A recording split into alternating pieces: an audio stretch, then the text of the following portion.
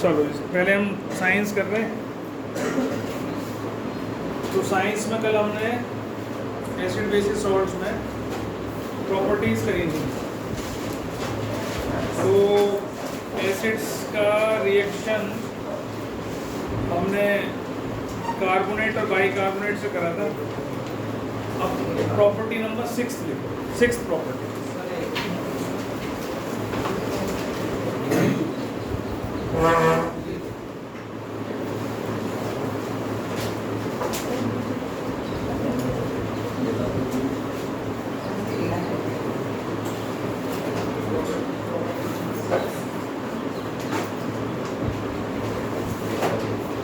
लिखो, acids react with bases to form salt and water.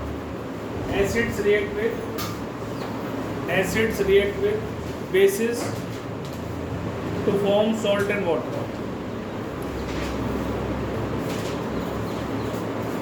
Acids react with bases to form salt and water. This reaction is called neutralization reaction. This reaction is called neutralization reaction.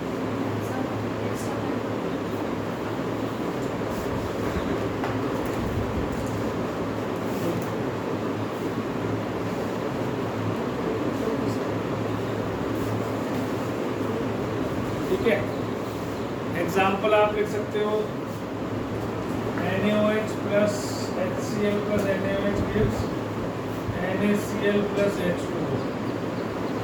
ये acid है, ये base है, ये salt है, ये water. ठीक है, तो कोई भी सॉल्ट कोई भी एसिड, जैसे मान लो एसिड ले लूँ मैं H2SO4, ठीक है, बेस ले लूँ मैं NaOH, ये बन जाएगा Na2SO4 plus H2, sodium sulphate. ठीक है, सॉल्ट प्लस वाटर हमेशा न्यूट्रलाइजेशन इसमें नहीं बनेगा। Neutralisation reaction acid base give salt plus water, बस और कुछ नहीं बनेगा।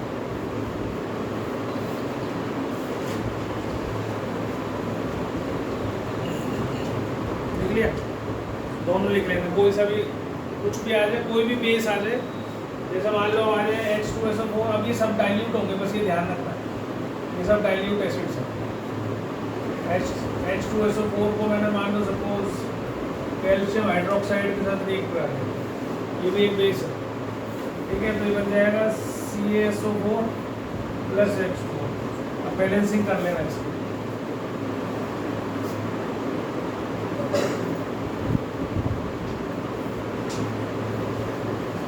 ठीक है बच्चों, बैलेंसिंग हो गई। तो हमेशा ध्यान रखो, जब भी एसिड और बेस मिलेंगे, और एसिड के नाम मैंने तुम्हें बता दिए कौन कौन से थे, HCl, H2SO4, HNO3, H2CO3, चाहे वीक हो चाहे एसिड स्ट्रॉन्ग हो, उससे कोई फर्क नहीं। CH3COH, H2SO3 सल्फ्यूरस एसिड है, बोलो बोलो। हाँ, H3PO4, H3PO4 हाँ, फॉस्फोरिक एसिड है।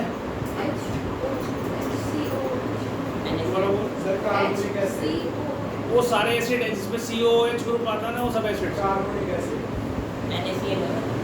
NaCl एसिड कैसे हो जाएगा? वो सॉल्ट है बेटा, ये बंदा सॉल्ट।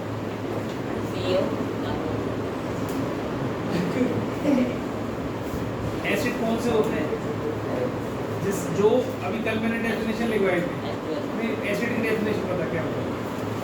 एक मिनट, और उसे देख के बताने का क्या फायदा, घर से पढ़ के नहीं आया।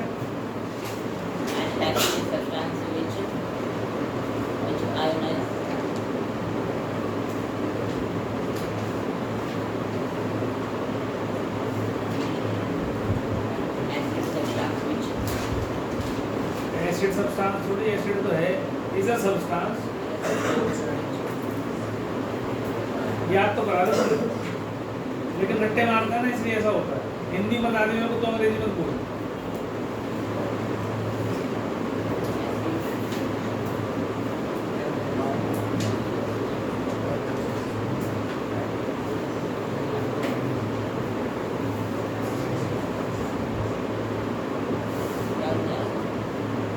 समझ में भी नहीं आएगा तो समझा देते तुमने, हिंदी बोल देना।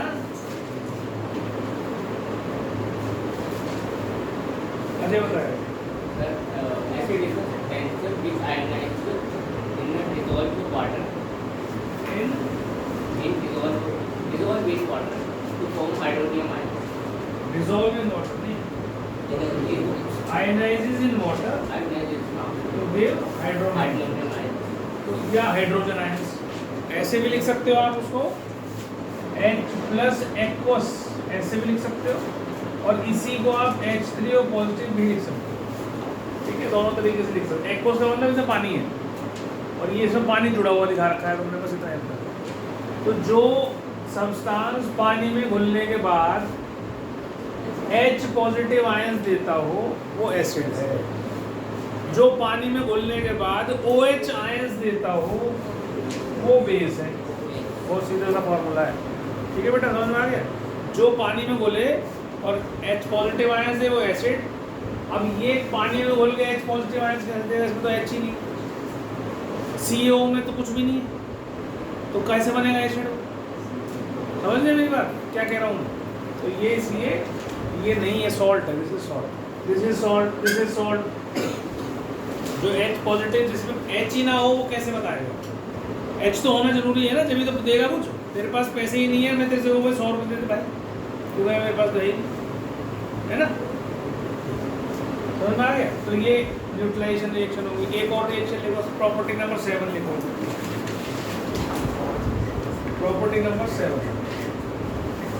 जो इनके प्रॉपर्टी वाले में सारे एग्जांपल लिख तो हूँ, लिखवा तो हूँ, वो तुम्हें कुछ नहीं पूछने, इसमें से इन प्रॉपर्टीज में से क्वेश्चन बन के आएंगे। वो ये नहीं कह रहे कि 5 प्रॉपर्टी लिख दो, 7 प्रॉपर्टी लिख दो, ऐसे नहीं होता है।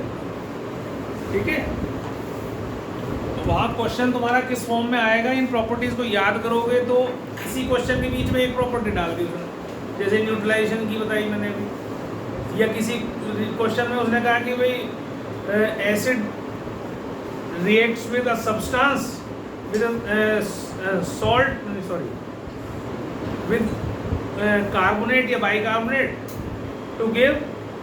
अब आप बताना क्या होगा, समझ में आ रही मेरी बात? कुछ भी दे देंगे वो, किसी भी तरीके से इन प्रॉपर्टीज के ऊपर बेस्ड क्वेश्चन बना देंगे। या वो कह सकते हैं भाई सब्सटेंस ए है that reacts with acid to give a brisk effervescence of carbon dioxide, ऐसा बोल रहे हो तो तुम्हें समझ में आना चाहिए कि ये क्या कह रहे हैं। ब्रिस्क एफर्वेसेंस कार्बन डाइऑक्साइड ही कौन देगा? जिसमें कार्बोनेट होगा या बाइकार्बोनेट होगा। समझ में आ रही है? तो ये प्रॉपर्टीज ऐसे पूछी जाएंगी तुमसे, डायरेक्ट प्रॉपर्टी नहीं पूछी जाती कभी भी, समझे? जैसे अब NaHCO3 की प्रॉपर्टी मैं उस दिन बता रहा था तुम्हें बेकिंग सोडा की, कि भाई क्रिस्पी पकौड़ा बनाते हैं, तो उन्होंने उस क्रिस्पी पकौड़े के ऊपर ही उठा कर तुम्हें क्वेश्चन दे दिया कि भाई substance this is used in preparing crispy pakora. अब क्रिस्पी पकौड़ा में एक ही चीज़ डलती है NaHCO3, तुम्हें पता है तो बता दोगे, नहीं तो बना दोगे। समझ में ऐसे। अब अगला लिखो 7, acids react with metal oxides. Acids react with metal oxides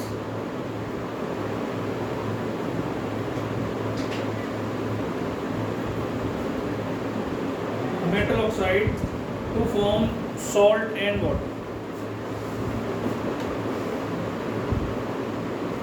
Metals, acids react with metal oxide to form salt and water. ठीक है, अब इसका एग्जांपल ले लो, CuO plus HCl gives ये aqueous gives CuCl2 plus H2O। ठीक है, ये आगे दिया आपका।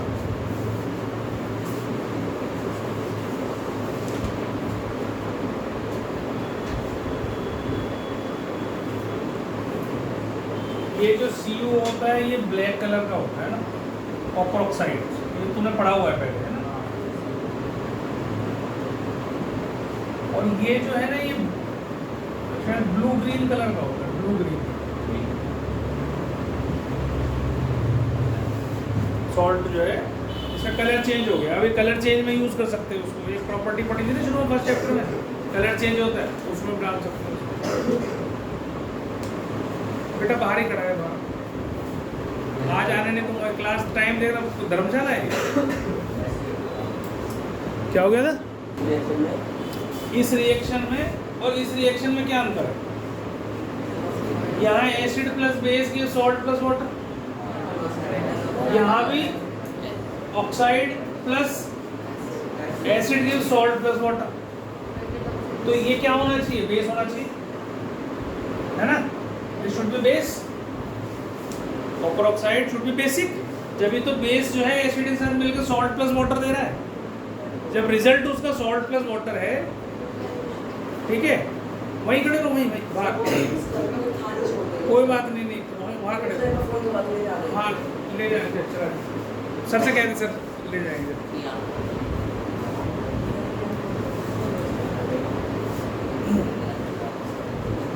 तेरे को भी जाना है, तू भी चला जा भाई।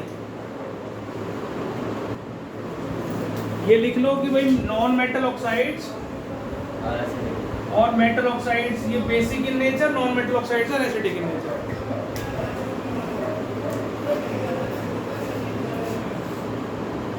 Acids are corrosive in nature. 8th property है, acids are corrosive in nature.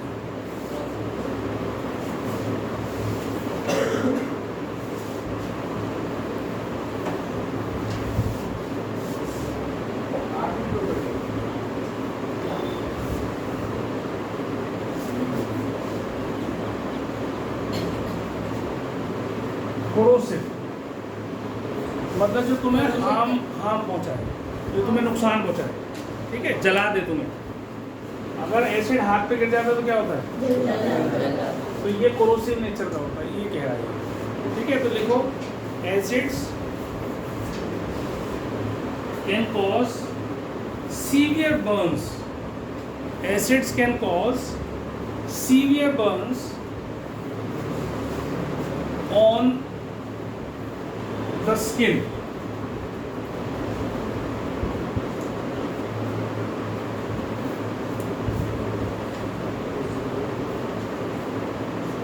And attack and eat up materials, and attack and eat up materials, and attack and eat up materials like cloth materials like cloth, wood, stonework and metal structures. Cloth, wood, stonework and metal structures. So they are called, so they are said to be corrosive. So they are said to be corrosive. मतलब stone के ऊपर गिर जाए, marble के ऊपर तो खराब कर देता है, मेटल के ऊपर गिर जाए तो खराब कर देता है, पेपर के ऊपर गिर जाए तो खराब कर देता है, लकड़ी पे गिर जाए तो खराब कर देता है। ये एसिड इतना स्ट्रॉन्ग होता है। और जो H2SO4 है ये एसिड्स का राजा है, किंग ऑफ एसिड्स, H2SO4। अब तुम देखो चीनी जो होती है C12H22O11 होती है, ये नॉर्मल चीनी जो हम खाते हैं ये वो है। अब इसके ऊपर अगर मैं एसिड डाल दूं तो ये इसको भी डिहाइड्रेट कर देता है। इसमें ये सबसे स्ट्रॉन्ग डिहाइड्रेटिंग एजेंट है। मान लो इस पर H2SO4 डाल दो, H2SO4 डालने से ये कार्बन अलग बन गया और पानी अलग बन गया, ऐसा बन गया। मतलब 12 कार्बन बन गए और ये 11 वाटर मॉलिक्यूल अलग निकल गए। तो चीनी काली हो जाती है, ब्लैक। लकड़ी पर डाल दो, लकड़ी में से भी पानी निकाल लेंगे, उसे भी काला कर देगा, वो भी कार्बन में कन्वर्ट हो जाएगी। ठीक है, मतलब लकड़ी को उठाओ और एसिड में डाल दो अंदर, वो बिल्कुल ब्लैक हो जाएगी। उसको पड़ी रहने दो, पड़ी रहने दो, पड़ी रहने दो, थोड़े दिन बाद बिल्कुल वो कोयला हो जाएगी, उसमें कार्बन रह जाएगा और कुछ नहीं रहेगा। तो इतना स्ट्रॉन्ग होता है ये सल्फ्यूरिक एसिड।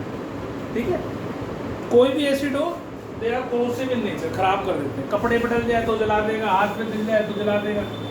तो ये इसकी खास प्रॉपर्टी है 8 प्रॉपर्टी, बस ये प्रॉपर्टीज एसिड्स की कंप्लीट हो गई। ठीक है, अब इसके बाद मैंने तुम्हें weak acid, strong acid, concentrated acid, dilute acid, ये 4 चीज़ें समझाई। फिर से दोबारा एक बार रिपीट कर रहा हूँ। जो एसिड पानी में डालने के बाद कंप्लीटली आयोनाइज हो जाए, कंप्लीटली आयोनाइज, वो स्ट्रॉन्ग एसिड, मतलब जो ज़्यादा अमाउंट में हाइड्रोनियम आयंस प्रोड्यूस करे, that is a strong acid. समझ में आ गया? जो कम करे वो वीक एसिड। अब स्ट्रॉन्ग एसिड है, वीक एसिड है, उसमें दोनों में अगर मैं पानी मिलाऊं तो वो डाइल्यूट होंगे, ना कि कमज़ोर होंगे, वीक नहीं होगा। स्ट्रॉन्ग में पानी मिला दिया वो वीक नहीं हो गया। समझ में आ रही मेरी बात? मतलब वो स्ट्रॉन्ग वाला जो है डाइल्यूट हो जाएगा। तो डाइल्यूट हो जाएगा, उसके अंदर पानी के मॉलिक्यूल ज़्यादा आ जाएंगे और उसके H पॉजिटिव आयंस कम रह जाएंगे। समझ में आ गई मेरी बात? तो डाइल्यूट तो हो जाएगा वो, लेकिन है अभी भी स्ट्रॉन्ग ही वो। डाइल्यूशन और स्ट्रॉन्ग और वीक में डिफरेंस है इसका। भाई अब नहीं उठा सकता, हमारे घर जा रहा है,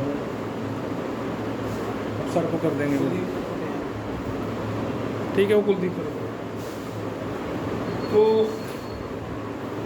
अब इसके बाद देखो एक छोटी सी चीज़, अब ये कैसे पता चले हमें कि वे कोई भी जो सब्सटेंस है वो एसिड है या नहीं है, या बेस है या नहीं है, दोनों चीज़।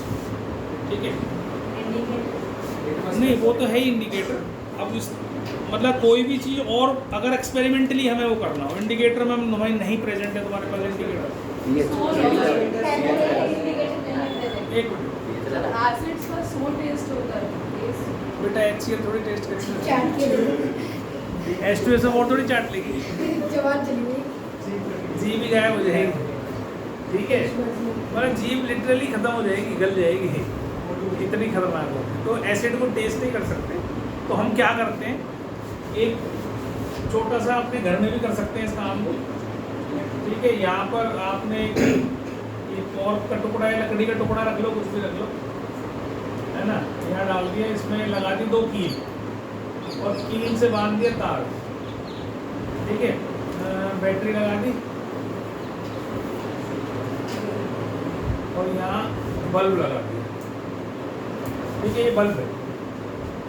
ठीक, अब इसमें भर दिया पानी। ये जो पानी की जो भी तुम्हें टेस्ट करना है कि भाई ये एसिड है कि बेस है या नहीं है। ठीक है, तो अगर तो बल्ब जल गया, स्विच लगा दिया इसमें, तब तो एसिड या बेस है, या एसिड बेस खाली नहीं, या सॉल्ट भी हो सकता है, आयनिक सॉल्ट। अब मैं नमक डाल के घोल के डाल दूँ इसमें, तो उसमें भी चार्जेस हैं, जिसमें भी चार्जेस होंगे ना, वो सबसे ये बल्ब जल जाएगा। ठीक, पर अब ये जो एक्सपेरिमेंट हम कर रहे हैं वो ये चेक करने के लिए कर रहे हैं क्या ग्लूकोज या एल्कोहल ये एसिड या बेस है क्या। ग्लूकोज में भी देखो C6H12O6, इसमें भी हाइड्रोजन है ना, तो क्या ये हाइड्रोजन आयंस देता है पानी में घुलने के बाद, या C2H5OH ये बेस है, ओ सॉरी ये OHS में, तो क्या ये बेस है, ये चेक कर रहे हैं। तो मैंने इसको पानी में घोला और इसमें डाल दिया डिस्टिल्ड वाटर। जब भी पानी बोलूँ समझ लो डिस्टिल्ड वाटर। अगर टैप वाटर ले लिया तो सब में जो है करंट पास हो जाएगा। क्यों हो जाता है? क्योंकि उसके अंदर मैग्नीशियम और कैल्शियम सॉल्ट्स डिजॉल्व होते हैं ऑलरेडी अपने आप ही, तुम्हारे घर में जो आता है सॉल्ट्स होते ही हैं। तो डिस्टिल्ड वाटर जो होता है that is a bad conductor of electricity. तो उसके अंदर मैंने इसको घोल दिया और इसमें से करंट पास कर दिया। स्विच ऑन करने का मतलब है डॉट लगा देना, स्विच ऑफ करने का मतलब है हटा देना। अब स्विच ऑफ है, अब मैं इसको ऑन करूँगा तो क्या करूँगा, बीच में इसको ऐसे करूँगा, तो अब करंट पास होगा कि नहीं होगा। अगर तो करंट पूरी सर्किट में से पास हो गया तब तो बल्ब जलेगा, है ना। पॉजिटिव से नेगेटिव की तरफ चलता है। अब करंट ऐसे चलता, ऐसे जाता, फिर ऐसे जाता, फिर ऐसे जाता, फिर ऐसे जाता, ऐसे मूवमेंट करता है करंट में, बैटरी में, पॉजिटिव से नेगेटिव। तो कन्वेंशनली ऐसे शो करते हैं।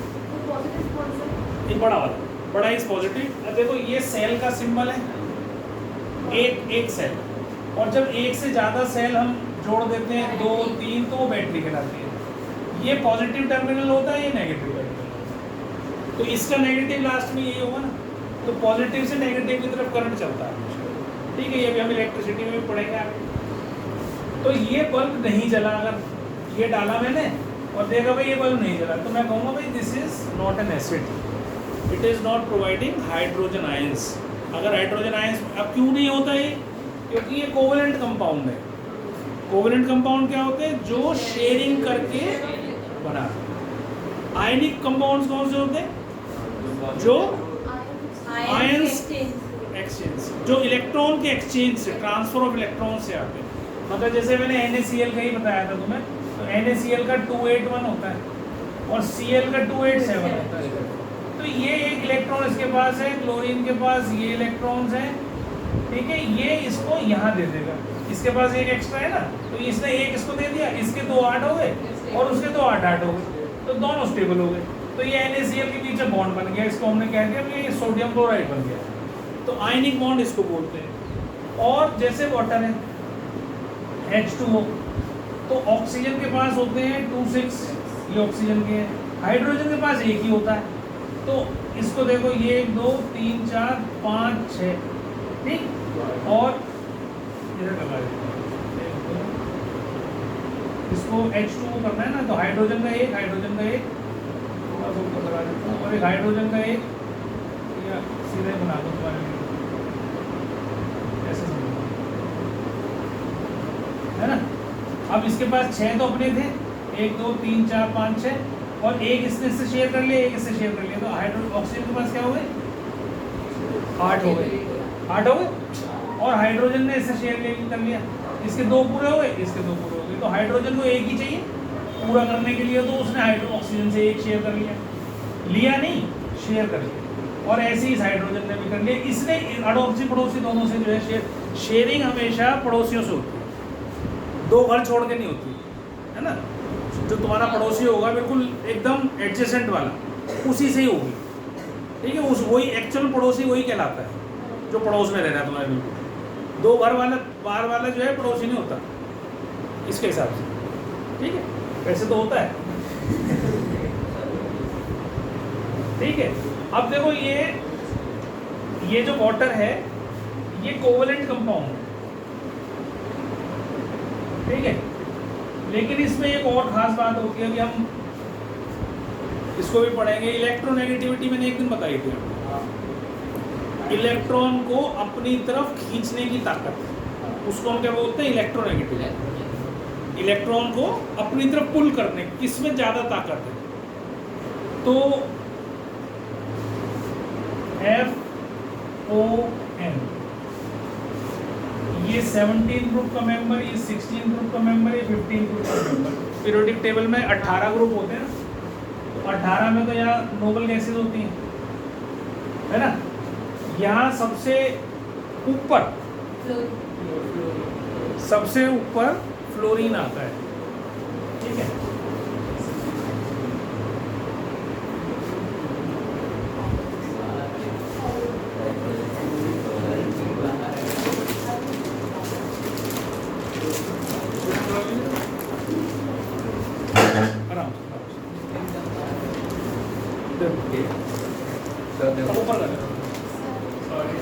नहीं, यहाँ तो ये पीरियोडिक टेबल ग्रुप्स और पीरियड्स में बटा हुआ है। जो ये वर्टिकल कॉलम्स हैं ऐसे, these are called ग्रुप्स। तो ऐसे 18 वर्टिकल कॉलम्स होते हैं, 18, तो 18 ग्रुप है। और जो ये हॉरिजॉन्टल देख रहे हो 1 2 3 7 तक, these are called periods। Horizontal rows are called periods, vertical columns are called groups। समझ में आ गई बात? तो ये 17वें ग्रुप में फ्लोरीन है, ये सबसे ज़्यादा स्ट्रॉन्गेस्ट इलेक्ट्रोनेगेटिव एलिमेंट है। सबसे ज़्यादा मतलब ये इलेक्ट्रॉन्स को अपनी तरफ सबसे स्ट्रांगली खींचता है। उसके बाद आता है ऑक्सीजन का नंबर, उसके बाद आता है नाइट्रोजन का नंबर। ये 3 मोस्ट इलेक्ट्रोनेगेटिव एलिमेंट्स हैं पूरे पीरियोडिक टेबल में। तो इसको ऐसे याद कर सकते हो आप, फोन, ऐसे याद कर लो बस बेटा। फिर कल बाहर आया, है जी, फिर कल बाहर आया, फिर कल बाहर आया आंटी, जब पीरियोडिक टेबल में आया, क्लोरीन अच्छा तो अच्छा वो वाला हेलोजन आंसर का, फिर कल बाहर आई आंटी, ये बढ़िया है। तो अब इलेक्ट्रोनेगेटिविटी, जितना छोटा इलेक्ट्रॉन होगा उतना ही स्ट्रॉन्ग होती है उसकी, है ना। अभी हम इलेक्ट्रोनेगेटिविटी तुम्हारे कोर्स में से कट गई, वो चैप्टर ही काट दिया इन्होंने, तो इसलिए अभी नहीं बता रहा हूँ। तो इसको एक्स्ट्रा क्लास में, जब मैं एक्स्ट्रा क्लास लूँगा तुम्हारी, तो ये वाला चैप्टर तुम्हें एक बार पूरा कराऊंगा, पीरियोडिक क्लासिफिकेशन वाला जो तुम्हारा कट गया ना इस बार, वो कराऊंगा। वो जरूरी है, क्लास 11th में काम आएगा तुम्हारे को सारा का सारा। और केमिस्ट्री को एक्चुअल में समझने के लिए उस चैप्टर का समझना बहुत ज़रूरी है, बहुत ज़रूरी, नहीं तो केमिस्ट्री समझ में नहीं आती। ठीक है, तो ये समझ में आ गया। अब इसमें मैंने डाला ग्लूकोज, भैया बल्ब नहीं जला। फिर मैंने इसमें डाल दिया एल्कोहल दूसरा, फिर भी नहीं जला, जबकि इसके अंदर OH था। ये तो बेस होना चाहिए था भाई, जिसके अंदर OH दिखाई देता है, जैसे NaOH, KOH, COH whole twice, ठीक है। तो ये सारे मेटल के साथ जुड़े हैं। तो metal hydroxides are bases, metal hydroxides are bases. यहाँ तो कोई मेटल नहीं है, ये तो नॉन मेटल है, तो उन्हें कार्बन भी नॉन मेटल है, हाइड्रोजन भी नॉन मेटल है। तो जो नॉन मेटल, अब इसमें सारे नॉन मेटल है, सारे नॉन मेटल है। अब जो नॉन मेटल हैं वो कभी भी आयनिक बॉन्ड नहीं बनाते हैं। इसको ऐसे याद रखोगे, नॉन मेटल्स पहले से ही इलेक्ट्रॉन डेफिशिएंट है, उनके पास तो इलेक्ट्रॉन ऐसे ही कम है। जैसे कार्बन का एटॉमिक नंबर होता 6, तो 2 4, तो उसके पास 4 इलेक्ट्रॉन की कमी है, नहीं तो 2 8 स्टेबल होता। बात समझ में आ रही है? 2 8 स्टेबल होता, लेकिन उसके पास नहीं है। नाइट्रोजन 7 होता है, 2 5, इसके बाद 3 इलेक्ट्रॉन कमी है। अब ये जब कमी है, तो अगर इसके साथ एक और कमी वाला इलेक्ट्रॉन लगा दूं मैं, एलिमेंट लगा दूं मैं नॉन मेटल, तो दो जो गरीब लोग हैं वो एक दूसरे की देकर हेल्प नहीं कर सकते, बांट कर सकते हैं, है ना। ये गरीब है, इनके पास कमी है। जिनके पास ज़्यादा है, जैसे मेटल्स, उनके पास जैसे 11 इसका लिखा था मैंने 2 8 1, इसके पास तो एक एक्स्ट्रा है, ये दे सकता है। जिसके पास कमी है, कमी किसके पास है? नॉन मेटल के पास। तो मेटल नॉन मेटल को दे सकता है, तो जब देगा तो that is called ionic bonding, है ना। देने से जो बॉन्ड बने वो आयनिक बॉन्डिंग, और ये स्ट्रॉन्ग होता है बहुत in comparison to covalent bond. Ionic bond is more strong. क्यों? क्योंकि इसको देने ना देने से, जो देने से और लेने से, इस पर चार्जेस डेवलप हो जाते हैं, और ऑपोजिट चार्जेस डेवलप होते हैं, पॉजिटिव और नेगेटिव। तो unlike charges attract each other, strong bond बनता है इनके अंदर, है ना। समझ में आ रही है मेरी बात? ये कभी भी आसानी से नहीं टूटता है। ये इस तरह से भी याद रख सकते हो कि भाई कोई अमीर आदमी है, अगर कोई गरीब आदमी हो, उसकी हेल्प करता हो, है ना। तो हेल्प करता हो, अब जैसे तुमने एक वो देखी होगी पिक्चर, अभी दृश्यम 2 आई थी, याद है? Acids do not show acidic behaviour in the absence of water. Property है बेटा, ये वैसे ही प्रॉपर्टी 8 पूरी हो गई वहाँ। Acids do not show acidic behaviour in the absence of water because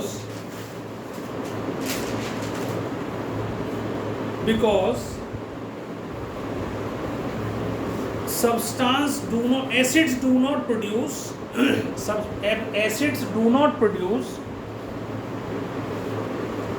hydrogen ions,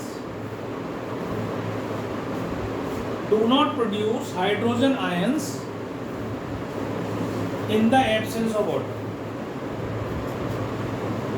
Hydrogen ions in the absence of water.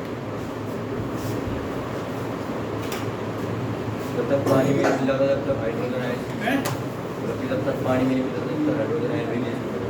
हाँ, मैंने वो समझाया भी था तुम्हें बेटा, का ध्यान दो, आयुष ध्यान। मैंने तुम्हें समझाया भी था कि अगर हम HCl गैस ले लें, HCl इज अ गैस, कल समझाया था मैंने, HCl इज अ गैस।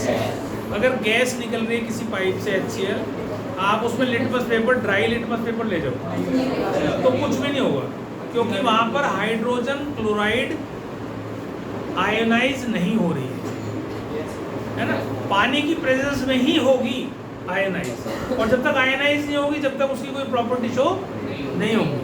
तो इसलिए हमने क्या करा भाई, HCl, इसके दो तरीके हैं।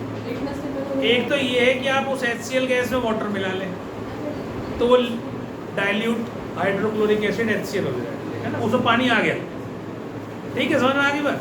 तो उसके अंदर फिर आप सूखा litmus paper, blue litmus paper डालो, इट विल बिकम रेड, समझ में आ गई।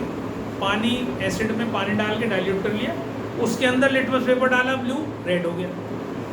अगर तुमने उसको डाइल्यूट नहीं करा तो आपने उस लिटमस पेपर को गीला कर लिया, तो जैसे ही वो गीला हो के HCl के साथ टच होगा वो आयनाइज हो जाएगा और वो अपना एसिडिक प्रॉपर्टी शो कर देगा, समझ गए, और ब्लू लिटमस फिर रेड हो जाएगा।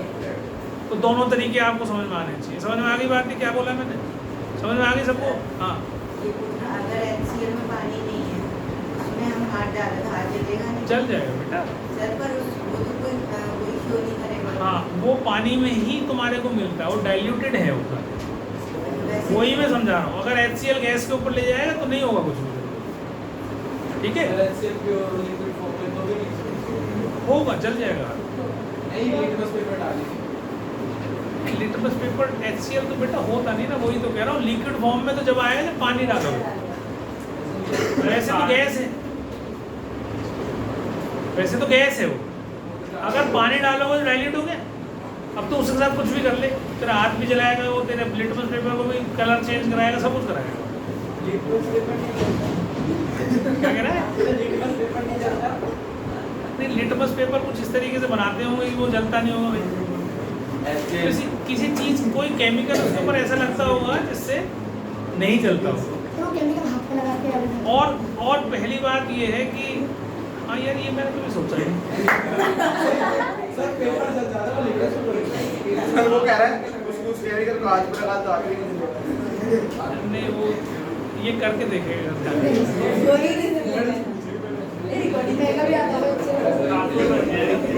शोर नहीं मचाओ, शोर नहीं, ठीक है। अब मैंने स्ट्रॉन्ग एसिड, वीक एसिड लिखवा दिया था तुम्हें, लिखवा दिया था। स्ट्रॉन्ग एसिड्स क्या होते हैं, वीक एसिड्स क्या होते हैं,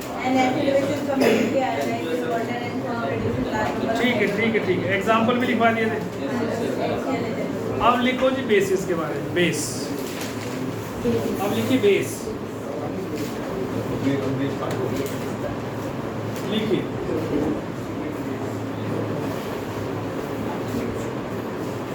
देखो बेस क्या होते हैं, what do mean by base? A base is a substance. A base is a substance which dissolves in water. A base is a substance which dissolves in water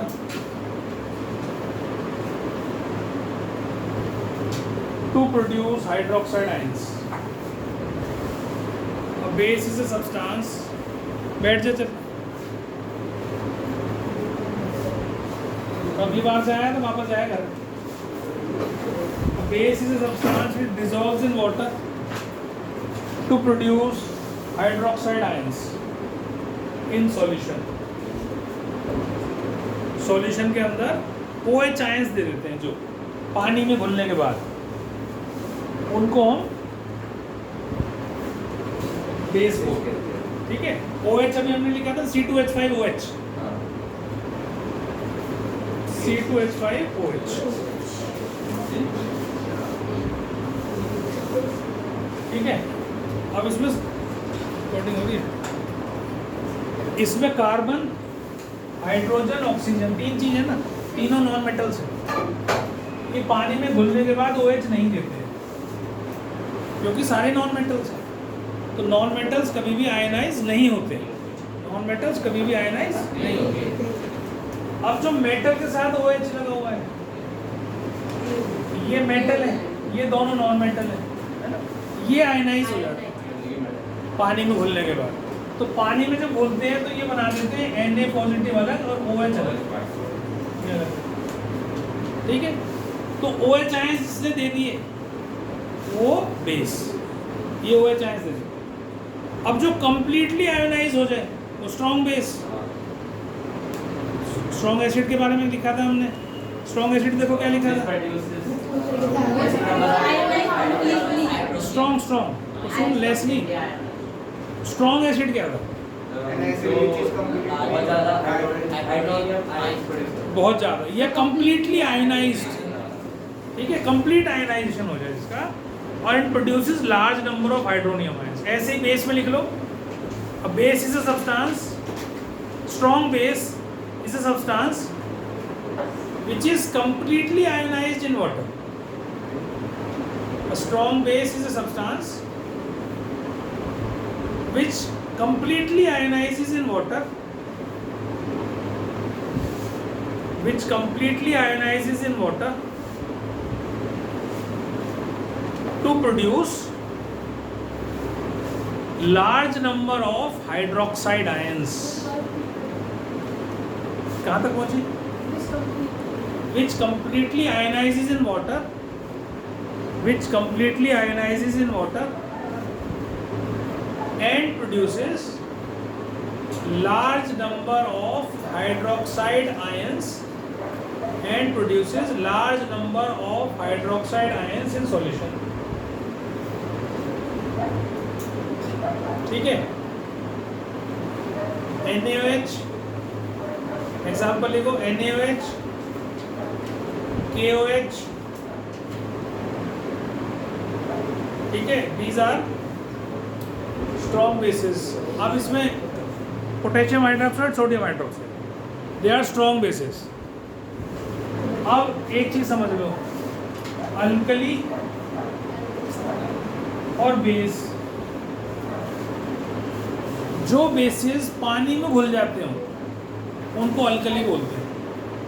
जो bases पानी में डिसॉल्व हो जाए, लिख लो alkali, लिखो alkali, alkali, ALKALI, alkali. क्योंकि ये word बहुत यूज करते हैं ना, alkaline in nature, alkaline in nature, वो अल्कली, अल्कली ये वाली है। तो ऐसा बेस होता है जो पानी में डिसॉल्व हो जाए, ठीक है। Alkali is a base which is soluble in water या which can dissolve in water. तो एग्जांपल है NaOH, KOH, Which can dissolve होगा या फिर जो already dissolve हो चुका है? हो जाएगा। तो कैन ही तो लिखेगा, सर ये भी तो लिख जो सकते हैं। घुल सकता हो पानी में। A base dissolved in water. Base that is dissolved in water is called alkali. या alkali is a substance which can be dissolved in water. Soluble लिख लो, डिसॉल्व भी होना चाहिए, एक्चुअल में सॉल्युबल नहीं होना चाहिए क्योंकि सॉलिड तो है नहीं। यही है दोनों NaOH, KOH, इसमें लिखा नहीं मैंने, KOH potassium hydroxide, sodium hydroxide, ये दोनों अल्कली हैं। इसके अलावा जो अल्कली नहीं है उसमें कैल्शियम हाइड्रोक्साइड, मैग्नीशियम हाइड्रोक्साइड, ये अल्कली नहीं है, पानी में नहीं घुलते, ठीक है।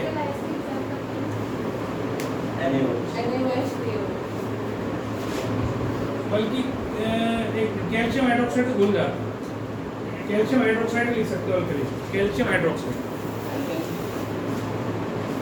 कैल्शियम हाइड्रोक्साइड अल्कली, ठीक है। और एक और भी होता है यहाँ, ammonium hydroxide, NH4OH, ammonium hydroxide, NH4OH, alkali. Base तो है ही है, ये बेस तो है ही है, पर ये अल्कली भी है, मतलब पानी में सॉल्युबल है, ठीक है। जो अल्कली होते हैं वो स्ट्रॉन्ग होते हैं, स्ट्रॉन्ग में जो होता है फिर वीक। अल्कली स्ट्रॉन्ग भी हो सकता है, वीक भी हो सकता है। अब जैसे सोडियम हाइड्रोक्साइड, पोटेशियम हाइड्रोक्साइड ये स्ट्रॉन्ग बेस है, और जो तुम्हारा ये अमोनियम हाइड्रोक्साइड है वीक बेस है, समझ लो। तो अब तुम लिखो, इसके बाद आगे लिखो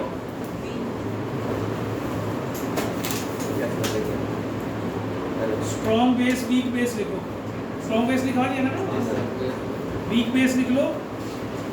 उसमें बस जो तुमने डेफिनेशन लिखी है स्ट्रॉन्ग बेस की, क्या लिखी है, उसको ही लिख लो पार्शियली आयोनाइज्ड, और जहाँ मोर लिखा है वहाँ लेस लिख लो, less number of hydronium hydroxide ions. उसी को ही चेंज कर लो, एसिड वाली डेफिनेशन को, स्ट्रॉन्ग वाली को, जहाँ कंप्लीटली लिखा है वहाँ पार्शियली कर लो। उसी डेफिनेशन को लिख लिया तुमने पहले वाली, दूसरी लिख तो भी बैठा क्यों, उससे उतार ले और जहाँ कंप्लीटली लिखा है वहाँ पार्शियली लिख ले। और उसमें ये भी लिखा है it produces more number of hydroxide ions या less number of hydroxide ions, बस इतना है। ठीक है।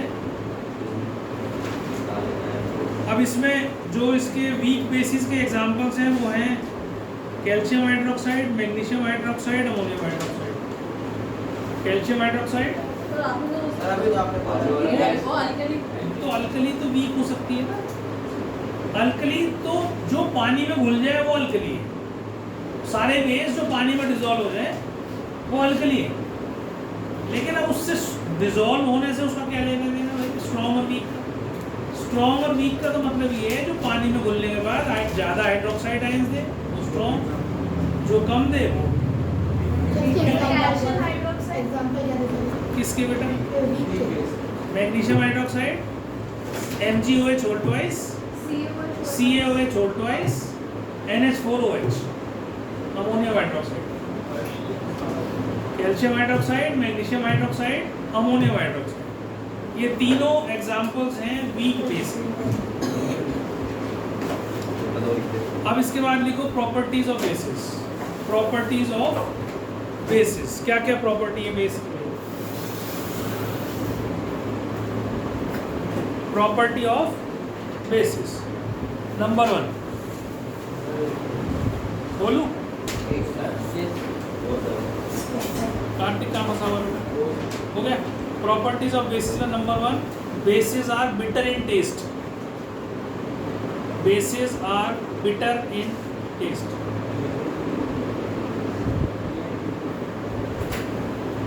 Number 2, bases feel soapy to touch. Bases feel soapy to touch, चिकने होते हैं, हाथ में लोगे ना साबुन की तरह ऐसा लगेगा साबुन है, इसलिए साबुन में NaOH करता है, तो वो चिकना चिकना जो पन होता है साबुन का, that is due to sodium hydroxide.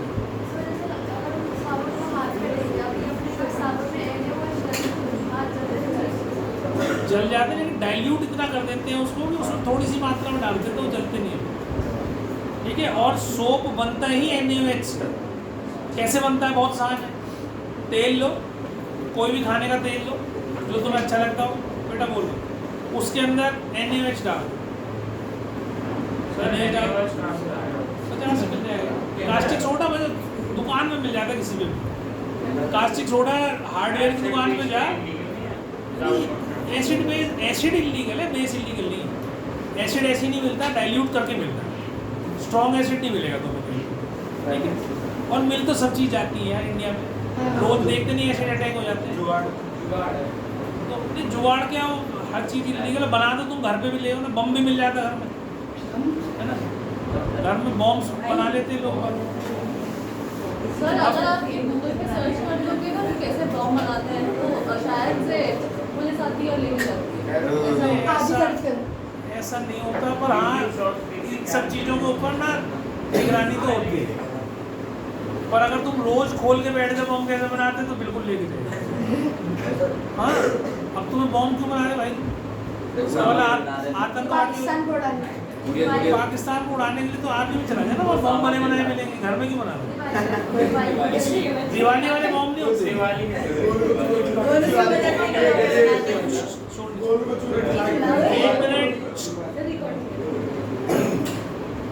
Properties of basis, इसमें सोपी टू टच हो गया। थर्ड लिखो, bases turn red litmus to blue.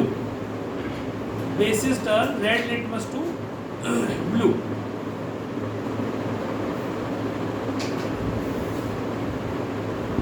Bases turn red litmus to blue.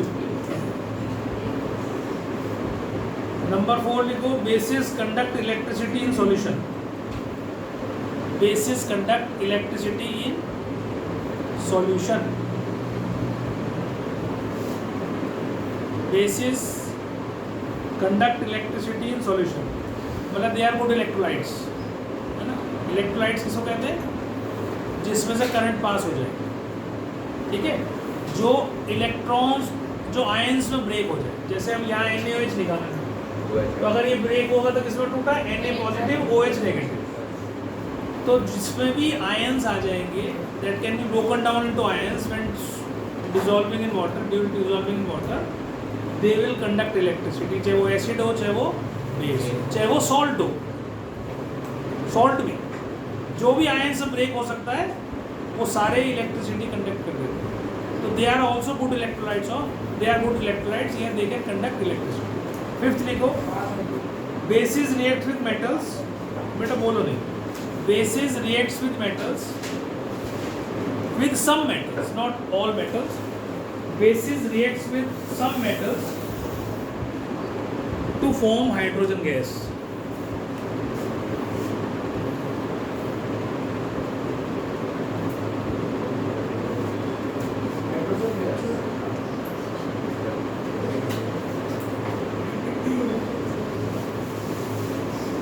ठीक है, NaOH कुछ मेटल्स के साथ मिलकर हाइड्रोजन गैस रिलीज करता है, सबके साथ नहीं, ठीक है। तो ये इसका नाम है, बहुत इंपॉर्टेंट रिएक्शन है, इसको लिख लेना, सोडियम जिंकेट। सर पीछे वाली ये उसमें लिखी हुई है, नहीं लेंगे, अगर नहीं है तो लिख लेना, ये ऐड कर लेना, एचआरटी में है ये, हाँ। तो बस को लिख लेना, NaOH plus Zn gives Na2ZnO2 sodium zincate plus hydrogen gas. तो जैसे पेपर में होता है कोसी गैस, ये लिखा ना होता है पेपर, नहीं जरूरी नहीं है उसमें, पर हाँ जहाँ पर तुम लिख सकते हो तो पता है, जैसे तुमने HCl लिखा या NaOH लिखा, तो यहाँ एक्वस लिख दो। एक्वस का मतलब ये पानी तो है ही इसमें, क्योंकि पानी नहीं होगा तो अपनी प्रॉपर्टी शो नहीं करेगा, बेसिस भी नहीं करते। कोई भी नहीं करेगा। साइंस में नहीं ब्रेक होंगे तो कैसे होगा? सर अगर बिना पानी के एसिड या बेस में हाथ होगा तो क्यों होगा? यानी ये चीज़ थोड़ा सा सोचने की बात है, होना तो चाहिए, इसलिए होना चाहिए, क्यों होगा? अब मैं समझ में नहीं, मेरे को अब समझ में आ गया क्यों होगा, हाथ क्यों जलाएगा। अगर हम पूरी तरह से विदाउट वाटर वाले एसिड में डाल दो, तुम्हारे हाथ में तो पानी है, तुम्हारे सेल्स में तो वाटर है, तो वहाँ से ले लेगा, तो जला तो देगा तुम्हारा हाथ। पर वो लिटमस पेपर वाला थोड़ा सोचना पड़ेगा। सैंड पेपर डाल दो। बेटा सारे ही काम करेंगे ना, सैंड पेपर हो चाहे कोई सा, वो सबको ही जलाएगा ना, एसिड तो एसिड ही, ठीक है। इसके बारे में मैं पूछूंगा सर से, केमिस्ट्री और सर आपने मुझसे पूछूंगा। गोलू का पेट डाल। अब फिफ्थ लिखोगे, सिक्स्थ लिखोगे, प्रॉपर्टी बात नहीं करो, सिक्स्थ लिखो, bases reacts with acid to form salt and water, neutralisation reaction. Bases reacts with acids to form salt and water. याद कर लो इसको, neutralisation reaction, base plus acid gives salt plus water, base plus acid, base reacts with acids to give salt and water.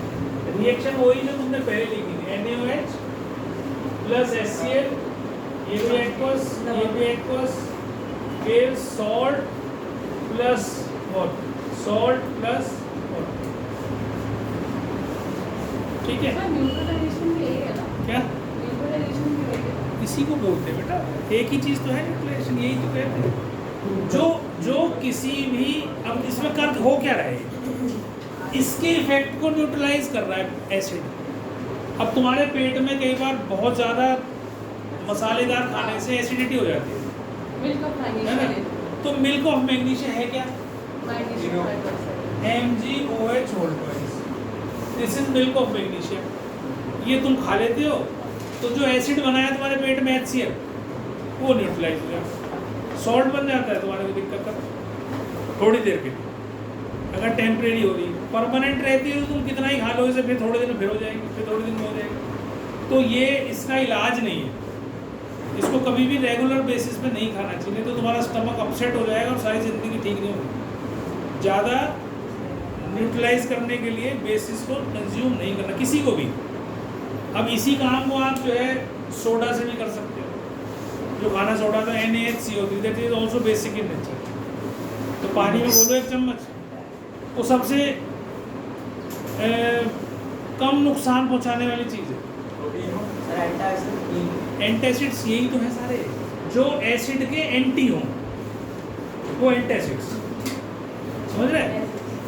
इसको कहते हैं antacids, जो anti acid हो। Anti क्या होता है? ऑपोजिट, जो उसका विरोधी हो, तो ये उसका विरोधी है, इसलिए एंटासिड नाम दिया है इसको। उसमें से आई हटा दिया, एंटासिड बना दिया। अब नहीं तो एंटी एसिड बोलते हैं, ठीक है?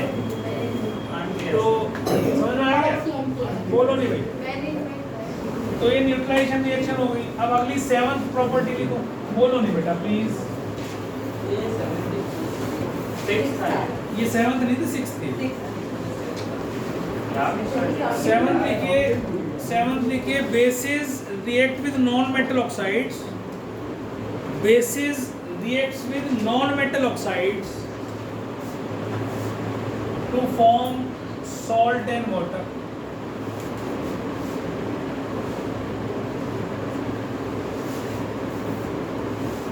Bases reacts with non-metal oxides to form salt and water.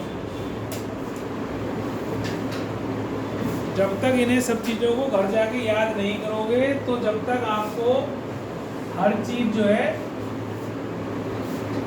समझ में आएगी नहीं कभी भी, और हमेशा ये ढूंढते रहोगे उसके लिए एक बहाना कि भाई टीचर में कमी है, कि स्कूल में कमी है, इसमें कमी है, उसमें कमी है।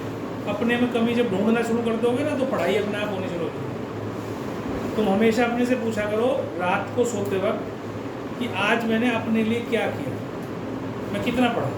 बस एक क्वेश्चन डेली पूछ लिया करो रात को सोते वक्त, तुम अपने आप जग जाओगे, तुम्हें किसी को कहने की जरूरत नहीं पड़ेगी। सिर्फ शाम को रात को सोने से पहले बैठ के 5 मिनट ये सोचा करो आज मैं कितनी देर, 5 मिनट आँख बंद करके बैठो और ये सोचो मैं आज कितनी पढ़ाई करी। मैं कुछ करने की जरूरत नहीं, सिर्फ क्वेश्चन करना है और सोचना है कि क्या करा मैं, और उसके बाद सो जाना है। अगले दिन फिर यही करना है, अगले दिन फिर यही करना है। तुम 10 दिन करके देखो उसका, तुम किताब बैठे हुए ना मिलो तो मेरे को बता दो, तुम अपने आप ही तुम्हारा मन कहेगा पढ़ ले भाई, कुछ नहीं पढ़ रहा। समझे? हमारे अंदर सिस्टम फिट है, भगवान गए वो हमेशा जब भी तुम कुछ गलत काम करते हो ना, उससे पहले तुम्हें सचेत करना है। एक बार आवाज़ आती है, बस एक बार, दूसरी बार नहीं आती आवाज़। तो एक बार आवाज़ आएगी, तुम अगर उसको तुमने सप्रेस कर दिया तो तुम उस गलत काम को कर जाओगे। सिर्फ बड़े से बड़ा गुंडा भी होता है जो रोज लोगों को मारता है। अब जो अगला टॉपिक हम करने जा रहे हैं वो है strength of acids and bases. अब ध्यान से सुनना इसको, स्ट्रेंथ कैसे नापते हैं। तो एक पीएच स्केल होता है, पीएच स्केल, ठीक है। ये एक साइंटिस्ट था सोरेनसन, सोरेनसन, हाँ बाहर का, भारत का, बाहर सोडियम सर, ठीक है। कड़वा बेटा। सोडियम 1909 में उसने ये स्केल लिया था, पीएच स्केल। तो ये P का मीन्स पावर ऑफ हाइड्रोजन और H मीन्स ऑफ हाइड्रोजन, मतलब जिसमें जितने ज़्यादा हाइड्रोजन आयंस उतना ही स्ट्रॉन्ग एसिड, ये एसिड, ठीक है। तो वैसे पोटेंस हाइड्रोजन, ये जर्मन साइंटिस्ट था, तो P से होता है पोटेंस, पोटेंस का मतलब होता है पावर उसका, ठीक है। पोटेंसी सुनते हो ना, पोटेंसी नहीं सुनते हो, पोटेशियम, ये उसमें यूज होती है होम्योपैथी में, ठीक है, छोड़ दो उसको। तो इसमें पोटेंस हाइड्रोजन आयंस, इसका मतलब है पावर ऑफ हाइड्रोजन आयंस, ठीक। तो इसने हमें वो दे दिया स्केल, ध्यान से समझना, बोलना नहीं है। ये 7, 0, 1, 2, 3, 4, 5, 6, 7, 8, 9, 10, 11, 12, बहुत ध्यान से समझना, लिखना मत, सिर्फ समझना है ना। यहाँ पर 10 की पावर 1 से शुरू होता है, 10 की पावर 0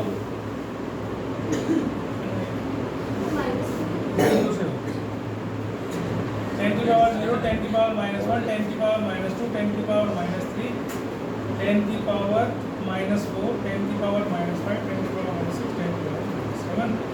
ये क्या है? हाइड्रोजन आयन की कंसंट्रेशन, कितने हाइड्रोजन आयन हैं, मतलब 10 की पावर 0 हाइड्रोजन आयन है।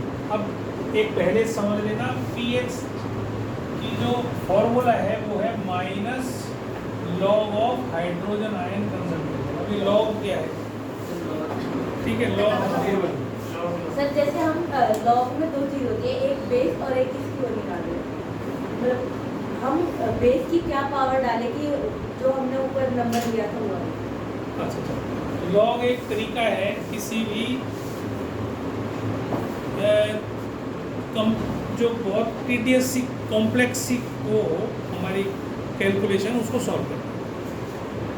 इतना मुश्किल नहीं है, क्लास 9th में चैप्टर हुआ करता था, ठीक है, 9th वाले ही करते थे इसको, और अब 12th वालों तक को भी किसी को नहीं आता, वो हमें सिखाना पड़ता है वैसे, ठीक है। और ये जितनी भी केमिस्ट्री में कैलकुलेशंस होती है ना, वो सब लॉग के बेसिस पर ही होती है।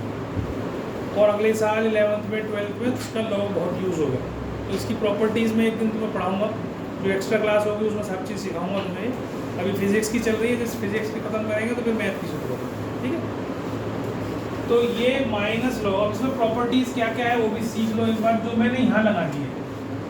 लॉग, अभी बेस की बात नहीं कर रहे हैं, log 8 to the power b, अगर कोई भी यहाँ पर नंबर है होल पावर नहीं, ये नहीं, log जो a है उसकी पावर b, ये किसके बराबर हो जाता है? b log a। ये प्रॉपर्टी आपको याद रखनी है, ठीक है। अब जैसे सपोज करो आपके पास लॉग को डिफाइन कैसे करेंगे? ये pH, भाई लॉग को डिफाइन की डेफिनेशन नहीं पता कि मैं उसको डेफिनेशन कैसे दूँ तेरे को, पर ये एक तरीका है निकालने का, जिसमें लॉग टेबल होती है पूरी की पूरी, जिससे तुम इसको कैलकुलेट करो बेस 10 में। ये वो मेरे को ये नहीं पता इसकी डेफिनेशन एग्जैक्टली क्या है, मुझे लिखवा दूँ पूरी कि व्हाट इज़ लॉग, ठीक है। It is a method for calculation, simple calculation से ज़्यादा जो मुश्किल कैलकुलेशन होती हैं, जैसे मान लो मैं ऐसे लिख दूँ,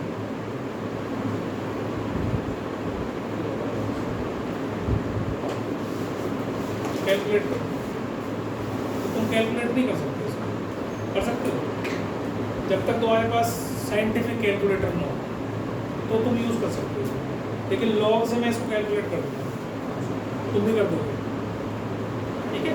तो फ्रैक्शन में हो, नेगेटिव आए हो, ये सारी इस तरह की कैलकुलेशंस लॉग से करी जाती है। अब देखो, सुनो ध्यान से, तो ये हाइड्रोजन आयंस कंसंट्रेशन दे रखी है 10 की पावर 0, तो अगर मुझे pH निकालनी है तो मैं क्या करूँगा, लॉग यहाँ डाल दूँगा 10 की पावर 0, है ना। और ये इस प्रॉपर्टी से क्या होगा, आगे आ जाएगी, ये 0 आगे आ जाएगा, तो -0 log 10, तो 0 इंटू एनीथिंग इज, तो ये pH होगी इसकी 0। अब अगर मेरे को निकालनी हो अगले की, ध्यान से समझ लेना, 10 की पावर -1 है ना, ये -1 में आगे ले आऊँ, ये +1 हो जाएगा, क्योंकि माइनस ये है माइनस ये, प्लस log 10 की वैल्यू होती है 1, ये क्योंकि हम बेस 10 की बात कर रहे हैं, यहाँ पर log का बेस कैसा है, 10 है, समझ में आ रहा हाँ समझ में नहीं आएगा क्योंकि एक्स्ट्रा है, सब लोगों का मतलब प्रैक्टिकल है। ये कोई नहीं समझाएगा तुम्हें, ये तुम्हें समझ में इसलिए नहीं आएगा क्योंकि तुमने log कभी पढ़ा नहीं ना बेटा। लॉगिंग अब जो तुम log पढ़ रहे हो बस उसमें दो चीज़ होती है, एक यहाँ ऊपर नंबर होता है, एक उसका बेस होता है, ठीक है। अगर बेस 10 है तो log 10 की बेस भी 10 और ये भी 10, तो उसकी वैल्यू होती है 1। अब ये मैं इससे ज़्यादा डिटेल में तुम्हें नहीं पढ़ा सकता, 11वीं 12वीं वालों को पढ़ाता हूँ, ठीक है, तुम्हें नहीं बता सकता इससे ज़्यादा। अभी तुम सिर्फ एक प्रॉपर्टी लगानी सीख लो बस, log a की पावर b क्या होती है, तो ये आगे आ गई, log ये हो गया 1, तो इसका आंसर क्या आ गया +1, मतलब pH क्या होगी +1, ऐसी जो पावर होती जाती है वही पीएच होती जाती है, जो पावर होती जाती है वही पीएच होती है। ठीक है, यहाँ 10 की पावर -8, इसकी पावर 10 की पावर -9, 10 की पावर -2, 10 की पावर -11, 10 की पावर -12, 10 की पावर -13, 10 की पावर -14। ठीक है, इतनी बात समझ में आती है? तो इसके हिसाब से जो पावर में है नेगेटिव वो उसका पीएच हो गया, नेगेटिव साइन का पॉजिटिव बना दो बस। जैसे इसके ऊपर लिखा हुआ है -7 तो इसकी पीएच है 7 + 7, -8 हो गई +8, +9, +10 इस तरह से। और ये जो 7 है दिस इज कॉल्ड न्यूट्रल, ना ये एसिड है ना ये बेस है, जो कि हम पानी का यूज करते हैं। ठीक है, समझ में आ गई सबको? अब दो चीजें होती हैं, अब ये बाद में मत कहना मेरे से कि समझ में नहीं आई, अगर मैं कह रहा हूँ नहीं समझ में आई तो अभी बोल देना भाई। प्रॉपर्टी वो है, ये मत कहो कि लॉग नहीं समझ में आ रहा, ये तुम्हारे कोर्स के बाहर की चीज़ है पहली बात।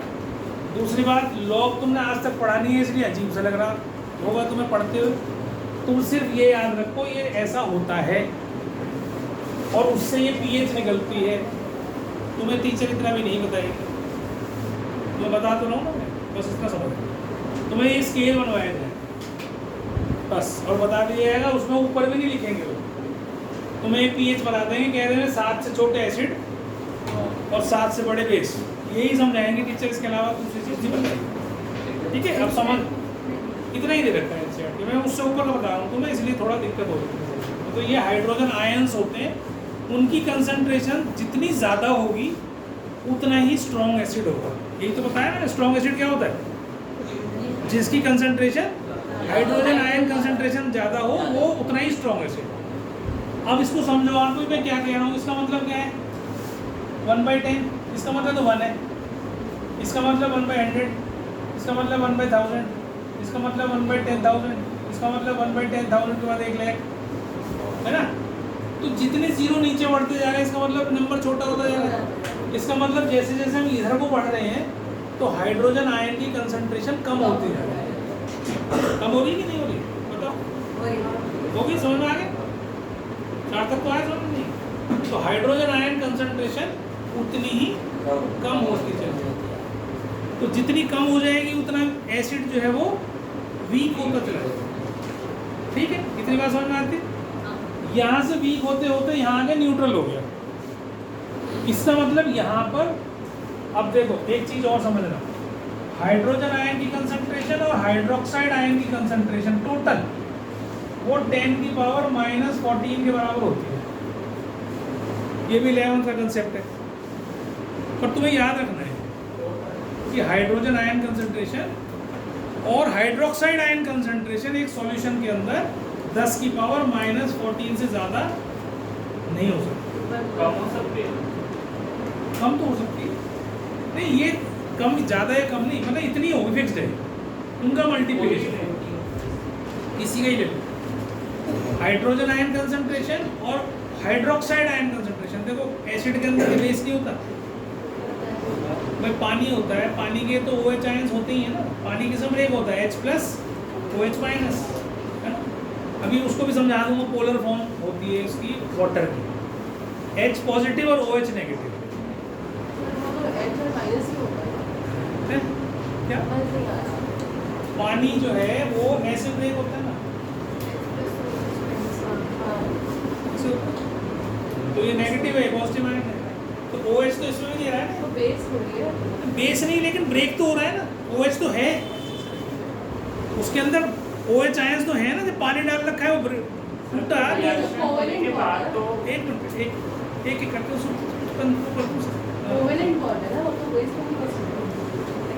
अब सुन लो बेटा, एक मिनट मेरी बात सुन लो, या तुम पानी पी लो एक बारी में, निपटा के रखा करो ना इसको। इतनी इंपॉर्टेंट चीज़ समझाता हूँ उसको, तुम वैसे तुम्हें IIT पास करनी है, वैसे तुम पढ़ाई पे कभी फोकस करो। संतनवाल जी, इससे ना दूसरे बच्चों को भी डिस्टर्बेंस होती है और वो पढ़ता पढ़ता फोकस्ड होगा, तुम उठाओगे पढ़ना। तुमने मेरे को देखा कभी मैं पढ़ाते पढ़ाते के पानी पीता हूँ, मेरे को प्यास लगे तो बोल तो मेरा, तुम्हें पता नहीं प्यास की, उनको उठा के बॉटल से कल से यहाँ रखवा दूंगा, फिर आधे घंटे बाद मौका दिया करूँगा पीने का, है ना। जब तक फोकस्ड होना नहीं सीखोगे, जब तक कहीं सिलेक्शन नहीं होने का, लिख लो मेरे से इस बात। अभी तुम्हारी आदत कैसी है, तुम 15 मिनट बैठ के एक जगह नहीं पढ़ सकते हो, ये दिखा रहा है तुम्हारी एक्टिविटीज़। तुमसे अगर मैं कहता हूँ ना 2 घंटे ही बैठ के पढ़ सवाल कर, तुम नहीं करोगे। 4 बार उठोगे घर पे, मम्मी पानी दे दो, मम्मी चाय पिला दो, चाय बता रहा हूँ। तुम देख लो अपनी एक्टिविटी, खुद ही सोच लेते कितनी देर बैठ के पढ़ते। तो मैं ये समझा रहा था कि इसने कहा भाई वाटर इसमें कैसे ब्रेक हो रहा है। तो वाटर जो है ना पोलर नेचर का होता है। पोलर नेचर मतलब जिसके ऊपर पोल्स बन जाते हैं, पोल्स बन जाते हैं। पोल्स क्या होते हैं? पॉजिटिव और नेगेटिव आयंस। अब कैसे बनते हैं वो समझो, है ना। कैसे बनते हैं? अभी मैंने वो बनाया था आपका ये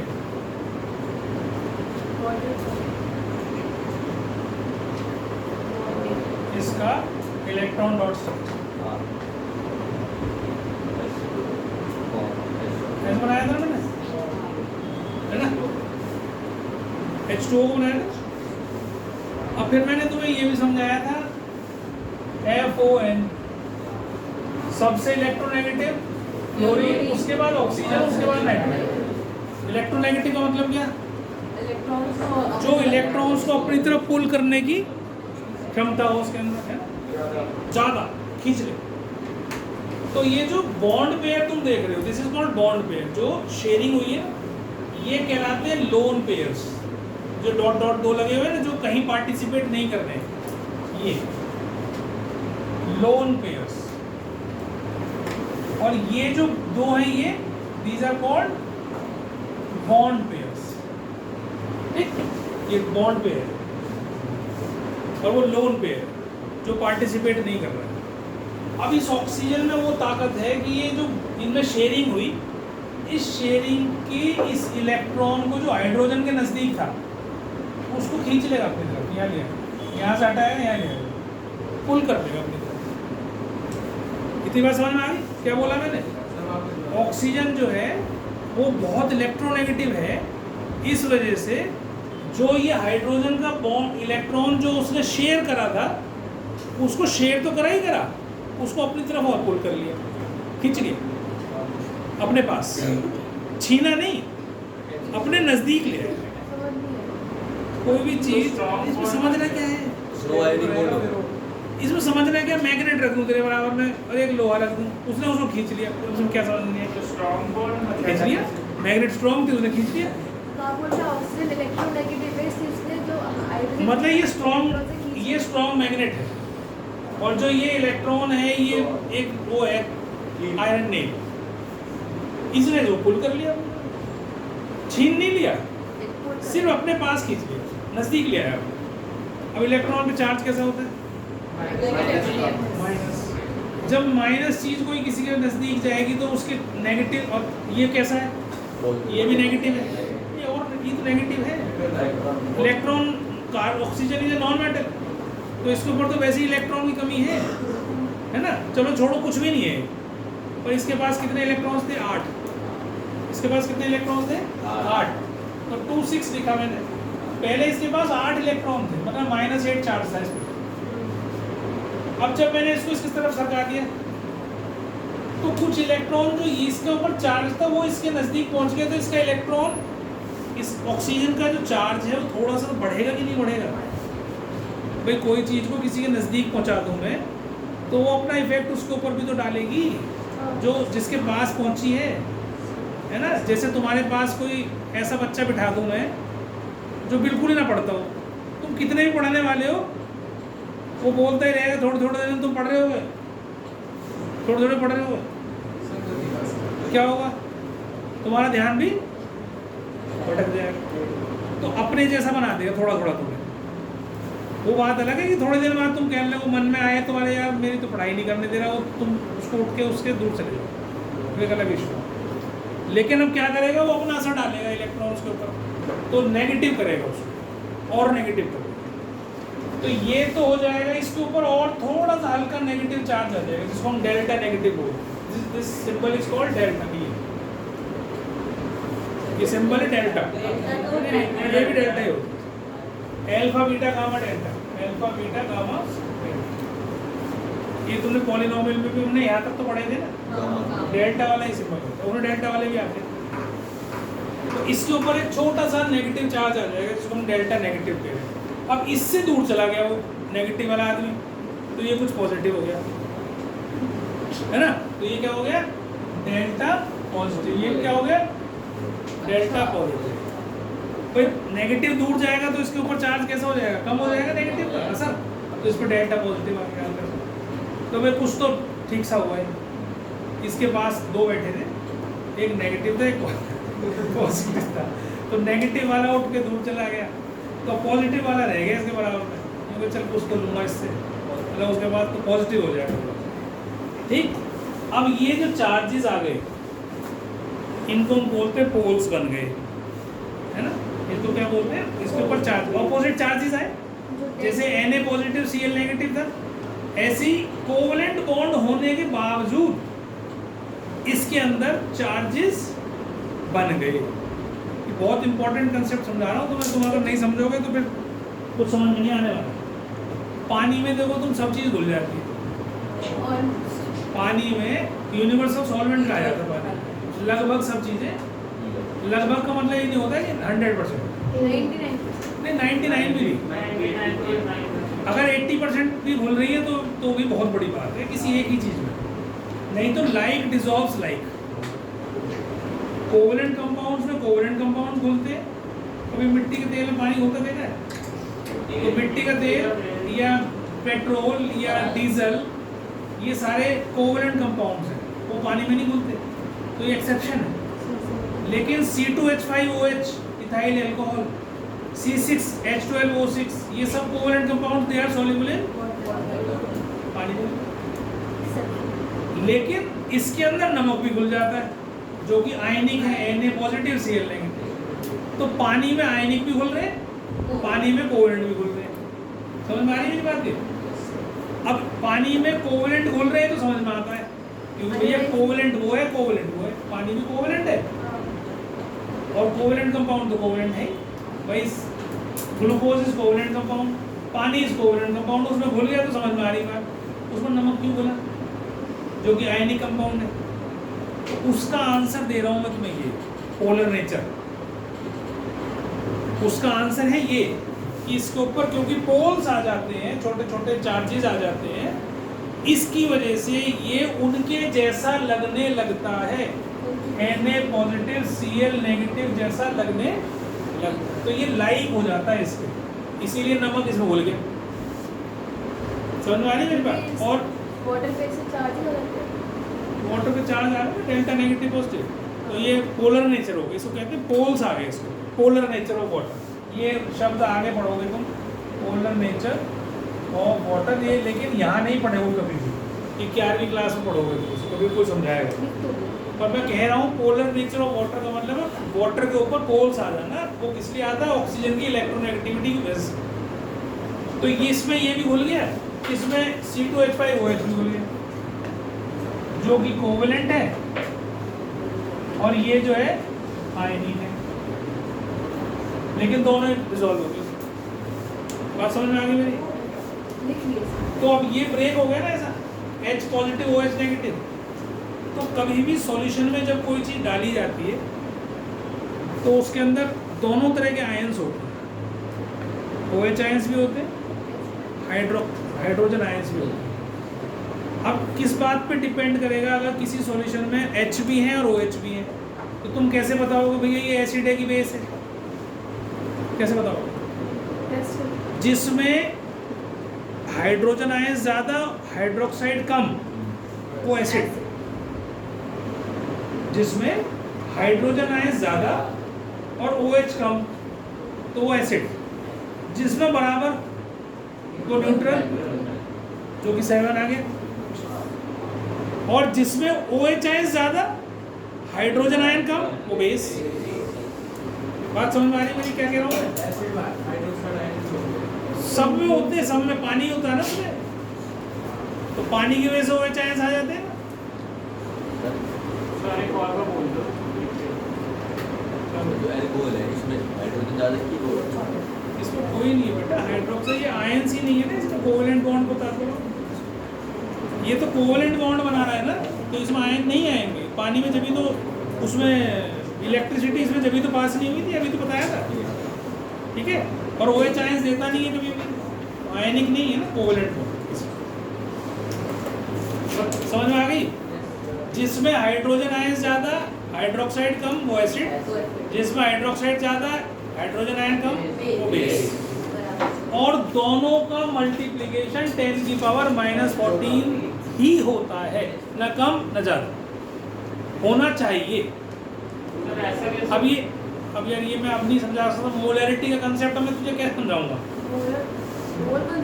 मोल कंसेप्ट नहीं, मोलैरिटी अलग चीज़ है। अगर हम दो एक्सट्रीम एसिड्स ले और फिर दो बेटा, सॉरी एक एसिड दो बेसिस और एसिड जो है वो दोनों को extreme मिला है। थोड़ी रहा है फिर इंटू कर रहा है।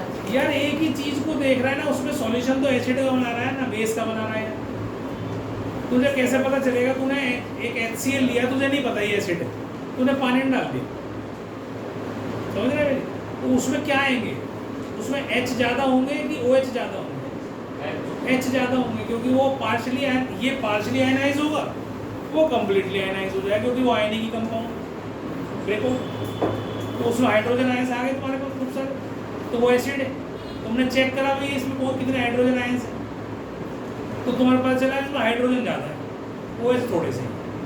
तुमने कहा भाई एसिड है ये, समझ रहे? अब तुमने एक और सब्सटेंस भी उसमें पानी में डाल दिया, उसमें चेक करा कितने हाइड्रोजन आयंस है, तो तुमने कहा हाइड्रोजन आयन इसमें कम है, OH ज़्यादा है। अगर हाइड्रोजन आयन नहीं है, कम है, तो OH ज़्यादा है। तो जब भी तो यहाँ न्यूट्रल हो गया, साथ तो न्यूट्रल क्यों कहा? क्योंकि इसमें H आयंस भी 10 की पावर -7 है और OH भी 10 की पावर -7, इसीलिए दोनों का मल्टीप्लिकेशन क्या होगा? 10 की पावर -4, 10 की पावर -7 इंटू 10 की पावर -7 इज 10 की पावर -4। तो ये इतने H आयंस है, इतने OH आयंस है, भैया न्यूट्रल कर दिया होगा, ठीक। पॉजिटिव आधे पॉजिटिव आधे। अब तुम इसको कंसेप्ट को ज़्यादा खींचो मत, तुम सिर्फ इसको समझो तुम्हारे कोर्स में। सिर्फ ये तो मैंने तुम्हें बता दिया कि इन दोनों का मल्टीप्लिकेशन 10 की पावर -14 m² होता है, मोलैरिटी का स्क्वायर। अभी आप उसको छोड़ देना, तुम सिर्फ ये समझ लो कि इनका मल्टीप्लिकेशन 10 की पावर -14 के बराबर है, ठीक है। अब सपोज करो, बोलना नहीं, सुनना सिर्फ मेरी बात। अब मान लो ये 10 की पावर -1 है इसमें, है ना? इसमें क्या है? 10 की पावर -1। H आयन कंसंट्रेशन कितने? 10 की पावर -1। तो मैंने यहाँ डाल दिया, तो इसमें OH आयंस कितने होने चाहिए? 10 की पावर -3 ना, नहीं होंगे? तो ये ज़्यादा कि ये ज़्यादा? 1/10 ज़्यादा कि 1/10? 1 2 3 4 5 6 7 8 9 10 11 12 13। ये बड़ा कि ये बड़ा? ये बड़ा, दिस इज ग्रेटर, है ना? तो मतलब इसमें हाइड्रोजन आयन ज़्यादा है, OH आयन 10 की पावर -13 है। इसका लॉग है 1, इसका सॉरी लॉग pH जो है वो क्या है? 1। इसका मतलब ये यहाँ पर हाइड्रोजन आयन ज़्यादा है, तो जितनी pH कम उतने हाइड्रोजन आयन कंसंट्रेशन ज़्यादा। pH की वैल्यू जितनी छोटी, इसका मतलब है उसके अंदर हाइड्रोजन आयन ज़्यादा हैं। उड़ गए तो फिर आ रहा है समझ में? तुझे आ रहा है समझ में? पक्का सबको आ रहा है समझ में? नहीं क्या तक को तुझे आ रहा है भी सागर? क्या समझ में आया बताइए? सर जो भी 7 से इस तरफ वाले होते हैं, समझे सारे छोटे, उनकी हाइड्रोजन पावर्स होते हैं वो ज़्यादा होते हैं, हाइड्रोजन आयन कंसंट्रेशन ज़्यादा होती है और pH कम होती है। मतलब ये देखो, ये ज़्यादा है, ये pH वैल्यू छोटी है। अब यहाँ कम है, लेकिन pH की वैल्यू कितनी है? ज़्यादा है। कंसंट्रेशन कम हो गई, लेकिन pH बढ़ गई। अब और आगे आ जाओ, यहाँ और कम हो गई, pH की वैल्यू और ज़्यादा हो गई। यहाँ तो और भी कम हो गई, यहाँ तो 14, pH और बढ़ गई। तो अब जैसे जैसे हमारी हाइड्रोजन आयन कंसंट्रेशन, अब यहाँ क्या है? देखो OH लिख दो, यहाँ पर 10 की पावर 0, इसका मतलब वो कितनी 10 की पावर -14, 10 की पावर -13, 10 की पावर -12, 10 की पावर -11, 10 की पावर -10, 10 की पावर -9, -8, -7 और -6, -5, -4, -3, -2, -1, 10 की पावर, ये OH आयन कंसंट्रेशन। अब यहाँ OH आयन कंसंट्रेशन कैसी हो रही है, बढ़ रही है। देखो हाइड्रोजन आयन कंसंट्रेशन कम होती जा रही है, वो बढ़ रही है। तो इसका मतलब उधर की तरफ जब जाते जाएंगे तो यहाँ से तो बराबर हो गई थी, ये तो न्यूट्रल है। अब इससे कूदते ही ये ज्यादा हो गई, ये कम हो गई। ये ज्यादा हो गई, 10 की पावर -6 ज्यादा है, 10 की पावर -8 कम है। जितनी जीरो नेगेटिव में ज्यादा होंगी नीचे डिनोमिनेटर में उतना छोटा हो जाता है ना नंबर। 10 की पावर -6 इज ग्रेटर देन 10 की पावर -8। तो यहाँ OH बढ़ गया, इसका मतलब क्या हो गया, बेस हो गया। है तो एसिड भी, H आयन तो है कम है लेकिन कम है, तो ज्यादा जो है वो OH का है। तो पर ये बहुत डिफरेंस नहीं है दोनों में, तो इसलिए वीक बेस है। यहाँ देखो कितना डिफरेंस है, 14 का डिफरेंस है। यहाँ कितना है, 12 13 का डिफरेंस है। चलो जो भी है, डिफरेंस ऐसे नहीं देख सकते। मतलब ये बढ़ता जा रहा है, ये घटता जा रहा है, मतलब पावर में नेगेटिव होती जा रहा है। पर ये इसमें आयंस की कंसंट्रेशन कम होती जा रही है, इसमें बढ़ती जा रही है OH।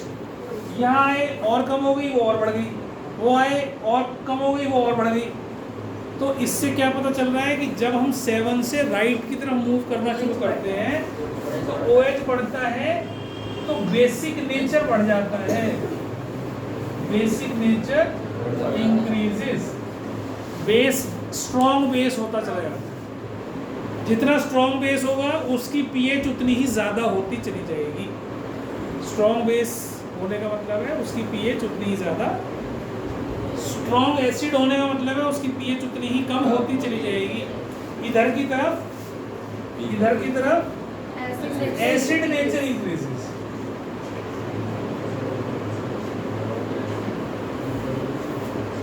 समझ में आ गई बात है? इससे छोटा होता जाए तो बढ़ती जाएगी एसिड, उधर की तरफ जाते जाए तो बेस की बढ़ती जाएगी, एसिड घटती जाएगी, है ना। मतलब यहाँ तक तो बढ़ती जा रही है, यहाँ न्यूट्रल हो गया, यहाँ पर फिर क्या हुआ, एसिडिक नेचर ही खत्म हो गई उसकी। अब वो बेसिक में कन्वर्ट होना शुरू हो गया, तो बेस बनता गया, बेस बनता गया, बेस बनता गया, स्ट्रॉन्ग बेस यहाँ पर चला जाएगा। ठीक है, जैसे हम यहाँ पर लिखो तो भैया HCl की कंसनट्रेटेड फॉर्म में pH कितनी थी, 0। या NaOH की कंसंट्रेशन जब कंसंट्रेटेड फॉर्म हो तो 14। ठीक है, स्ट्रॉन्ग बेस है, और कंडीशंस और भी होती है इसकी वजह से होता है। तो बेस स्ट्रॉन्ग वीक इससे बता सकते हो। ठीक है, इससे सिर्फ ये पता चल सकता है कि स्ट्रॉन्ग मतलब बेस है या नहीं है, वीक एसिड है या नहीं है। तो या तो प्रैक्टिकली तुम पता लगाओ सब चीज़ों का, एक्सपेरिमेंट करो, प्रैक्टिकली उसको कैलकुलेट करो, तो पता चलेगी तुम्हें एक्चुअल pH कितनी है। और वैसे ही तुम पता नहीं लगा सकते। ठीक है, तो इसके लिए भी क्या करते हैं, यूनिवर्सल इंडिकेटर यूज होता है। यूनिवर्सल इंडिकेटर वो क्या करते हैं, वो कई सारे डाइज को, केमिकल्स को आपस में मिला लेते हैं। जैसे हमने पहले इंडिकेटर पढ़ा था, उसमें क्या था, कलर होता है ना, वो भी that changes its colour. Indicator is a colour या die which changes its color when mixed with acid or base। जैसे मैंने लिटमस का बताया, जैसे मैंने मिथाइल ऑरेंज का बताया, जैसे मैंने फिनोल्फथलीन का बताया। ठीक है, तो ऑरेंज में क्या था कि भैया एसिड से वो रेड कलर हो जाता है, वायलेट का रेड हो जाएगा, पर्पल का, और पर्पल का ऑरेंज, मिथाइल ऑरेंज तो ऑरेंज है, मिथाइल ऑरेंज ऑरेंज है, कलरलेस फिनोल्फथलीन। ठीक है, एसिड में कलरलेस है तो बेस से पिंक हो जाता है। ऐसी मिथाइल ऑरेंज जो है वो एसिड में रेड हो जाता है और बेस में येलो हो जाता है। ऐसी लिटमस जो है वो रेड से ब्लू हो जाता है बेस में, और ब्लू से रेड हो जाता है एसिड। तो तुम्हें ये पता चल रहा था भाई ये एसिड है, बेस है। अब कोई ऐसा इंडिकेटर तुम्हारे पास आ जाए उससे ये पता चल जाए भाई कितना स्ट्रॉन्ग बेस है, कितना स्ट्रॉन्ग एसिड है, अंदाजा तो लग जाए। तो उसके लिए ये मिक्सचर ऑफ डाइज बनाते हैं जिसको हम यूनिवर्सल इंडिकेटर, कई तरह के डाइज मिला देते हैं। फिर वो एसिड उसके अंदर डालते हैं, चेक करते हैं कि इसका कलर कैसा बना, ठीक है। तो कलर के लिए पूरा एक तुम्हें चार्ट दे रखा है हम लोगों ने कि भैया जो तुम्हारा न्यूट्रल कलर है, जितना स्ट्रॉन्ग एसिड होगा उतना ही लाल होगा कलर उसका। डार्क रेड होगा तो समझ लो कि भैया pH 0-1 के बीच में अंदाज। फिर अगला चेक करा तुमने डार्क रेड से थोड़ा हल्का रेड की तरफ लाइट कलर में आ गया, तो भैया और थोड़ा वीक हो गया वो, और थोड़ा वीक हो गया जी। फिर उसने कहा कि वो ऑरेंज में आ गया, ऑरेंज से वो धीरे धीरे येलो में आ गया, फिर वो यहाँ पे ग्रीन आ गया, फिर ग्रीन से वो और कम होता गया, तो वो बेस जितना होता चला जाएगा उतना ही गहरा ब्लू होता चला जाएगा, वायलेट भी हो जाएगा लास्ट में। सर एक बार हमारा फिल्टर खराब हो गया था, पानी वाला फिल्टर, तो हमने फिल्टर वालों को बनाया, उसने पता नहीं कोई ड्रॉप यूनिवर्सल इंडिकेटर क्या पीएच के होता है? बारे में। हाँ, यूनिवर्सल इंडिकेटर भाई ये कैसे पता चलेगा कि कितना स्ट्रॉन्ग एसिड है, कितना स्ट्रॉन्ग बेस है, वीक एसिड है, वीक बेस है। लिखो, universal indicator is a mixture of, universal indicator is a mixture of different indicators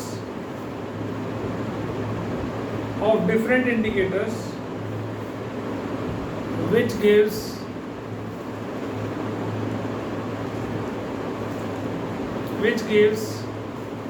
different colors,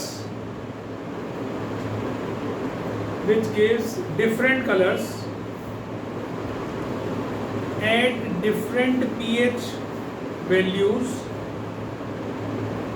which gives different colors at different pH values of the entire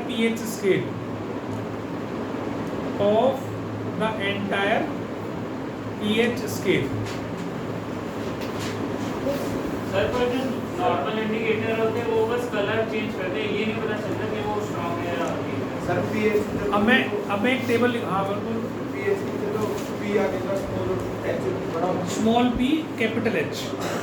और ये exam में आया था कि इसका मीनिंग क्या होता है, इसलिए मैंने लिखवाया पावर ऑफ हाइड्रोजन या पोटेंस हाइड्रोजन, ठीक है। अब मैं यहाँ पर एक टेबल बनवा रहा हूँ, इसको याद नहीं करना, सिर्फ ये समझाने के लिए।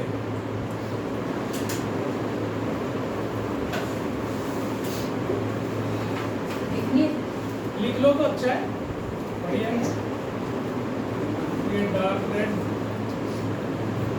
ये रेड, मतलब आप समझ लो थोड़ा सा लाइट होता चला जाएगा, लाइट रेड, फिर ऑरेंज रेड, ठीक है, फिर ऑरेंज, कौन सा हो गया, ऑरेंज रेड, फिर ऑरेंज, फिर ऑरेंज येलो, फिर येलो, नहीं ग्रीनिश येलो। सर याद कर नहीं बेटा, इसे समझाने के लिए। फिर ग्रीन, फिर ग्रीनिश ब्लू, बेटा बात नहीं करो, ग्रीनिश ब्लू, फिर उसके बाद नेवी ब्लू, फिर उसके बाद पर्पल, फिर डार्क पर्पल, गड़बड़ कर दिया मैंने। नेवी ब्लू से पहले ब्लू आना चाहिए था, ब्लू, यहाँ नेवी ब्लू, नेवी ब्लू, फिर उसके बाद पर्पल, फिर डार्क पर्पल, फिर वायलेट, फिर डार्क, ठीक है। तो देखो जितना हम कलर कैसे चेंज हो रहा है, तुमने देखा है बहुत डार्क आया तो तुम अंदाजा लगा सकते हो 0-1 के बीच में कहीं होना चाहिए पीएच इसके, रेड कलर आ गया। बहुत लाइट सा आया तो तुम देखोगे 2 के आसपास होने चाहिए, एग्जैक्ट नहीं बता सकते, लगभग है, अप्रॉक्सीमेटली। फिर ऑरेंज रेड हो गया, फिर ऑरेंज हो गया, फिर येलोइश की तरफ बढ़ा, येलो हो गया, ऑरेंज येलो हो गया, फिर ग्रीनिश येलो हो गया, फिर ग्रीन हो गया। ग्रीन पे आके क्या हो गया, दिस न्यूट्रल। तो यूनिवर्सल इंडिकेटर का न्यूट्रल का कलर है ग्रीन। और जैसे नीचे जाते जा रहे हो ब्लू की तरफ जा रहे हैं शेड हम, ग्रीनिश ब्लू, फिर नेवी ब्लू, फिर पर्पल, फिर डार्क पर्पल, फिर वायलेट, फिर डार्क पर्पल। तो इस तरह से जितना स्ट्रॉन्ग बेस होता जाएगा उतना गहरा नीला होता चला जाएगा। नीले के शेड है सारे ये, है ना, वायलेट, पर्पल, ये सब ग्रीनिश शेड किसके हैं, येलो जो सॉरी ब्लू के शेड है सारे, नेवी ब्लू, ब्लू। समझ में आ गई बात सबको? तो ये यूनिवर्सल इंडिकेटर कहलाता है।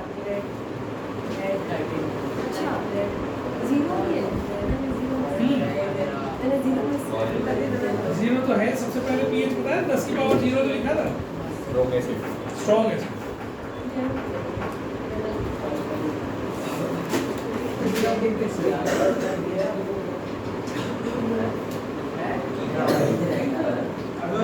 सबसे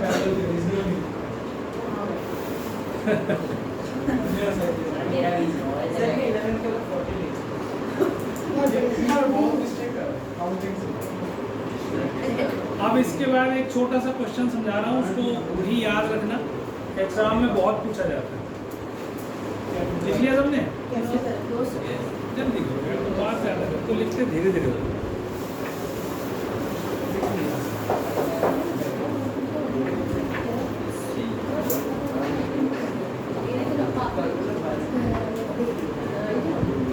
तुम लिख लिया बोलो?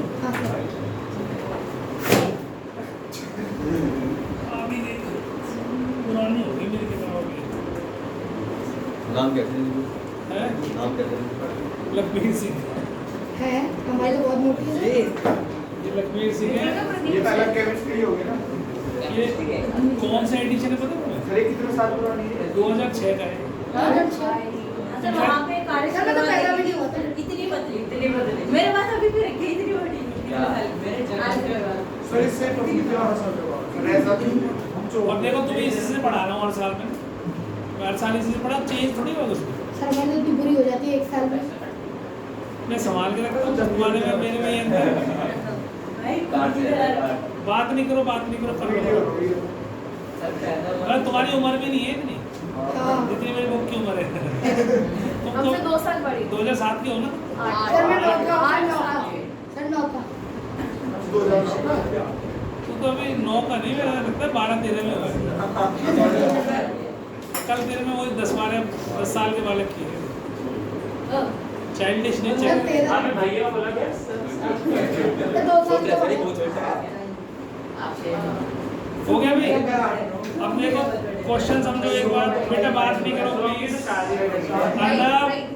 चुप, सुन लो मेरी बात ध्यान से। क्वेश्चन ये है, बहुत इंपॉर्टेंट क्वेश्चन पूछ रहा हूँ, ये एग्जाम में आएगा तुम्हारे लिए। क्वेश्चन ये है, a milkman adds a very little amount of baking soda to fresh milk. Milkman adds a very little amount of baking soda in fresh milk. क्यों? Why? To slow down the growth of lactose. Acidic Sir, nature. to increase the amount of बता to increase the very amount little of amount. to increase the amount of milk. To increase the basic nature of milk so that it remains neutral until he delivers. कुछ भी लिख सकते हो, पहला भी तेरा answer सही था। देखो दूध में क्या होता है, दूध जैसे जैसे तुम रखते हो ना बेटे, अगर ध्यान दो, ज़्यादा टेम्परेचर होता है तो उसमें लैक्टिक फटना जो कहते हैं ना, वो फटना नहीं होता, वो एक्चुअल में जमना होता है। तो जो दही बन जाती है उसकी, तो तुम कहते हो खट्टा हो गया, दही बन गई है, क्योंकि उसके अंदर जैसे टेम्परेचर हाई टेम्परेचर में रखोगे तो दूध देगा। मैं समझा रहा हूँ उसे कहानी। क्वेश्चन मेरी बात सुनी तुमने, सुना नहीं तुमने क्वेश्चन क्या था? तो उसको कह रही, मेरे को कह रही, दीदी ने नहीं लिखा। इसी तो कह रहा हूँ, फोकस्ड नहीं हो, सुनते ही नहीं मेरी बात।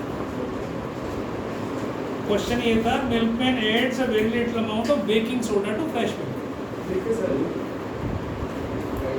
Very little amount of baking soda to fresh milk. Why? Reason देना है। तो दूध के अंदर कन्वर्जन होता रहता है, लैक्टिक एसिड की फॉर्मेशन होती है। किसकी? Lactic acid. तो लैक्टिक एसिड जितना ज़्यादा जल्दी बन जाएगा उतनी वो दही की तरफ जा रहा है। दूध किसकी तरफ मूव कर रहा है?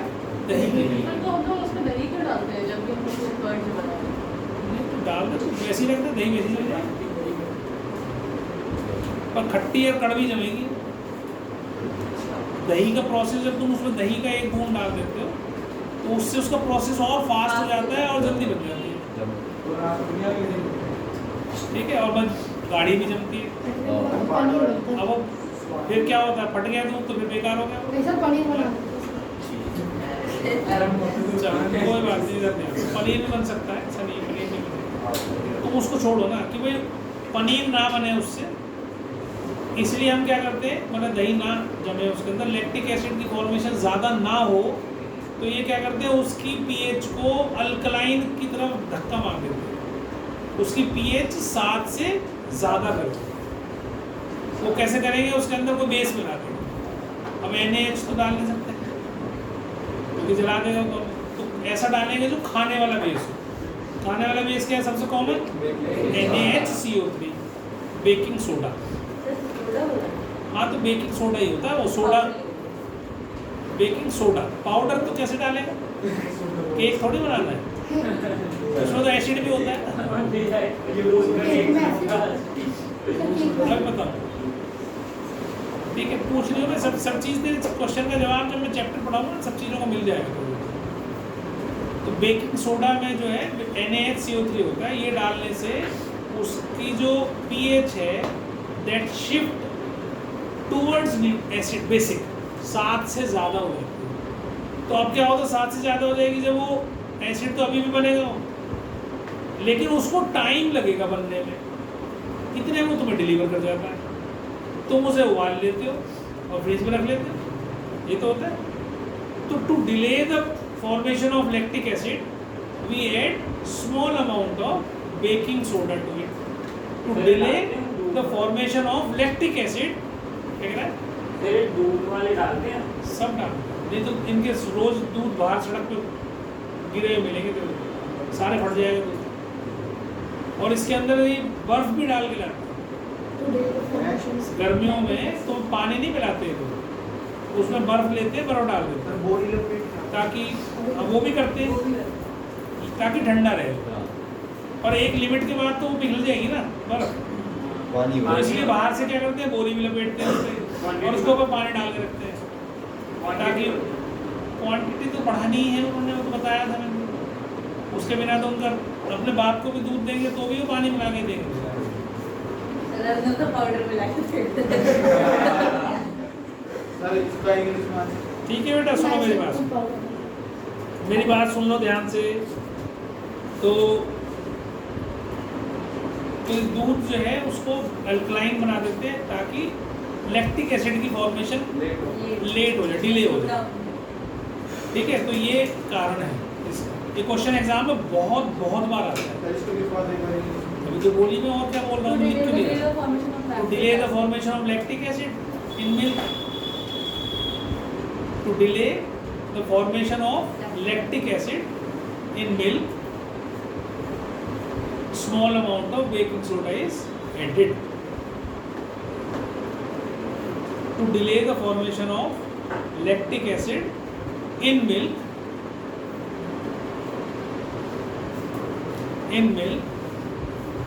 Small amount of baking soda is added to it. ठीक है, मतलब pH इसकी हम 8 के करीब ले जाते हैं ताकि फिर से वापस वो एसिड बने, उससे पहले वो तुम्हारे घर में डिलीवर कर दें। बस कमी खराबी ये होती है कि इन्हें दूधियों को ये नहीं पता कि इतने दूध में कितना डालना है। तुम्हें रोज़ दूध में अगर वो बेकिंग सोडा डाल के पिलाएगा तो तुम्हारे को वैसे दिक्कत कर सकते। कोई भी बेस, कोई भी चीज़ तुम रेगुलर अगर कंज्यूम कर रहे हो तो इसका मतलब आप नेचुरल जो अंदर स्टमक के अंदर चीज़ें हैं उनको नुकसान पहुँचा रहे हो। ज़्यादा एसिड नहीं खाना चाहिए ना, वो बेस नहीं खाना चाहिए ना, क्योंकि तुम्हारा शरीर में जो एसिड HCl है जो स्टमक में है, पढ़ा है हमने स्टमक तो उसकी तुम पीएच जो है वो कम कर रहे हो, न्यूट्रलाइज कर रहे हो, समझो तुमने बाहर से बेस डाल दिया रोज, तो इसका मतलब you are neutralising your acid, तो उसकी पीएच बढ़ जाएगी जो कि 1.4 के आसपास होती है हमारे पेट की, स्टमक की। अगर वो तुम रोज पियो तो क्या होगा, उसकी पीएच जो है वो अगर मान लो 2 के नज़दीक रहने लगी या 1.8 रहने लगी, तो तुम्हारा डाइजेशन इशू शुरू हो जाएगा। जब तो मज़ा आएगा तुम्हें कि भाई ठीक है मेरी एसिडिटी कम हो गई, तुम रोज खा रहे हो मिल्क मैग्नीशियम चम्मच, बताते हैं ना उनका कुछ भी खाओ और ऊपर से ये पाचन के लिए ये खा लो, ऐड आते हैं ना, बहुत आते हैं। तो वो नहीं खाली वाली वो नहीं, मिल्क ऑफ एसिडिटी के लिए आते हैं, एसिडिटी के लिए, चूर्ण नहीं। सर वो करता है वो कोई मर गया सर वो। राजश्री वास्तव रिकॉर्डिंग चल रही है। सुनो बेटा सुनो, ये समझ में आ गया सबको। अब इसके बाद आता है, एक मिनट बेटा, इम्पोर्टेंस देखो, importance of pH in everyday life, importance of pH in everyday life.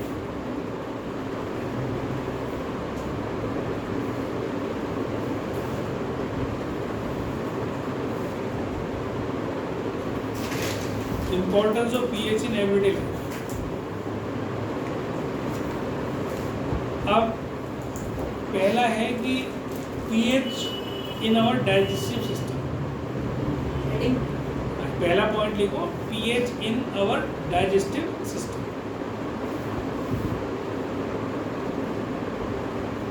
हमारे डाइजेस्टिव सिस्टम में पीएच का क्या रोल है, वो मैं जो वही है जो मैं अभी तुम्हें बता रहा हूँ कि एसिड की पीएच, हमारे पेट में जो एसिड है HCl है, उसकी पीएच होती है 1.4 के आसपास, किसी की 1.4, किसी एग्जैक्ट कुछ नहीं होता, एवरेज होता है, ठीक है। कोई 1.4 पर खुश रहता है, कोई 1.6 पर भी बढ़िया रहता है, कोई 1.2 पर भी बढ़िया रह रहा है।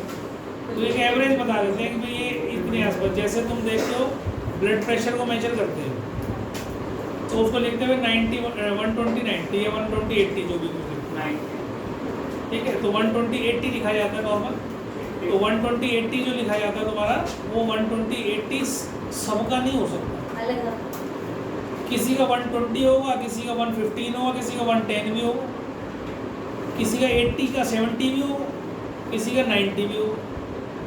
तो एवरेज उन्होंने कहा भाई ज़्यादातर लोगों का एवरेज मिलाओ तो 80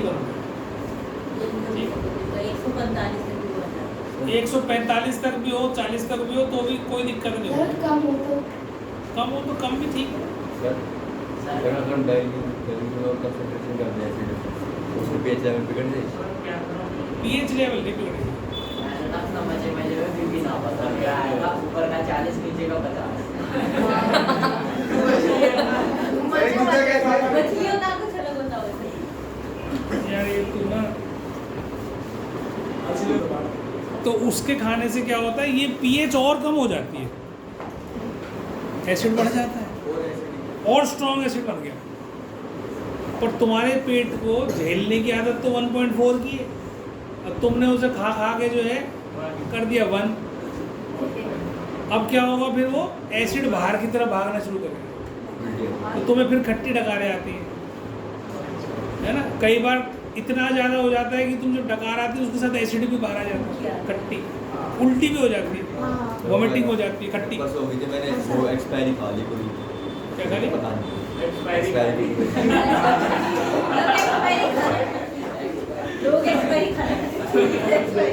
सुनो बेटा सुनो, कोई बात नहीं, सुनो मेरी बात सुनो, इधर ध्यान दो। ये समझ में आ गया सबको? तो इसमें फिर क्या करते हैं, जब एसिडिक ज़्यादा एसिड फॉर्मेशन हो जाती है तो आप बेस डाल देते हो उसके अंदर ताकि न्यूट्रल हो जाए। तो मिल्क ऑफ मैग्नीशिया जैसे आपने बताया, या बेकिंग सोडा आपने बताया, या इनो जो है वो भी एक ऐसा ही बेस ही है, तो वो तुम्हारे शरीर में जाता है और उसको न्यूट्रलाइज कर देता है, तो पीएच हमारी नॉर्मल हो जाती है ना। लेकिन ये जब होगी नॉर्मल, कभी कभी होगी तो ठीक है, लेकिन अगर तुम रेगुलर इस काम को करते रहोगे तो परमानेंटली आपकी पीएच गड़बड़ हो जाती है, फिर आपको एसिडिक, पहले 1 गोली, फिर 2 गोली, फिर और नुकसान, फिर बहुत नुकसान।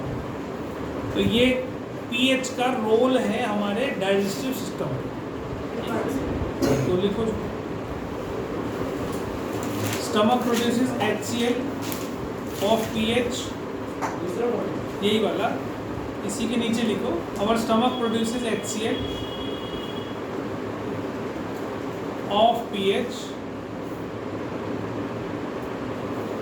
of about 1.4.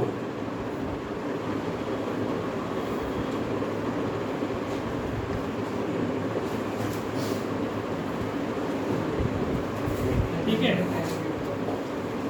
sometimes लिखो बेटा, sometimes excess of acid is produced in the stomach, sometimes excess of acid is produced in the stomach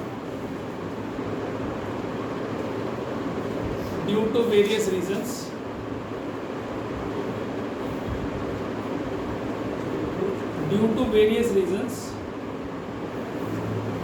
कुछ भी रीज़न हो सकता है, उसमें रीज़न हम एक्सप्लेन नहीं कर रहे, it can be any reason. ठीक है, तो दिस एक्सेस एसिड, देखो बेटा, this excess acid in the stomach, this excess acid in the stomach causes indigestion.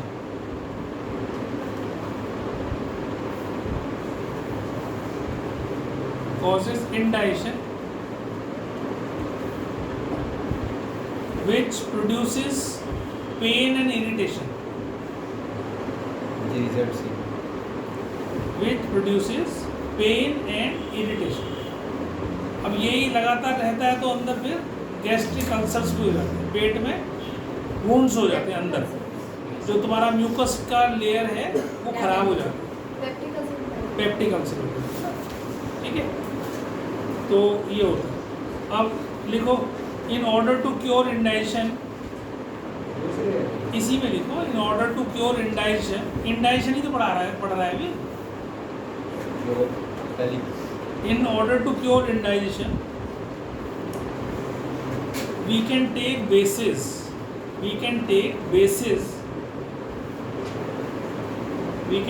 bases called antacids.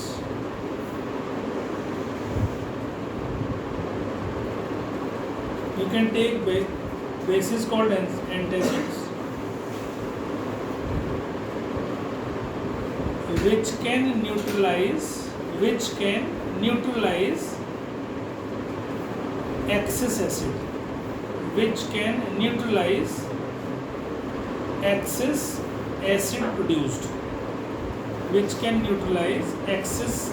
acid produced.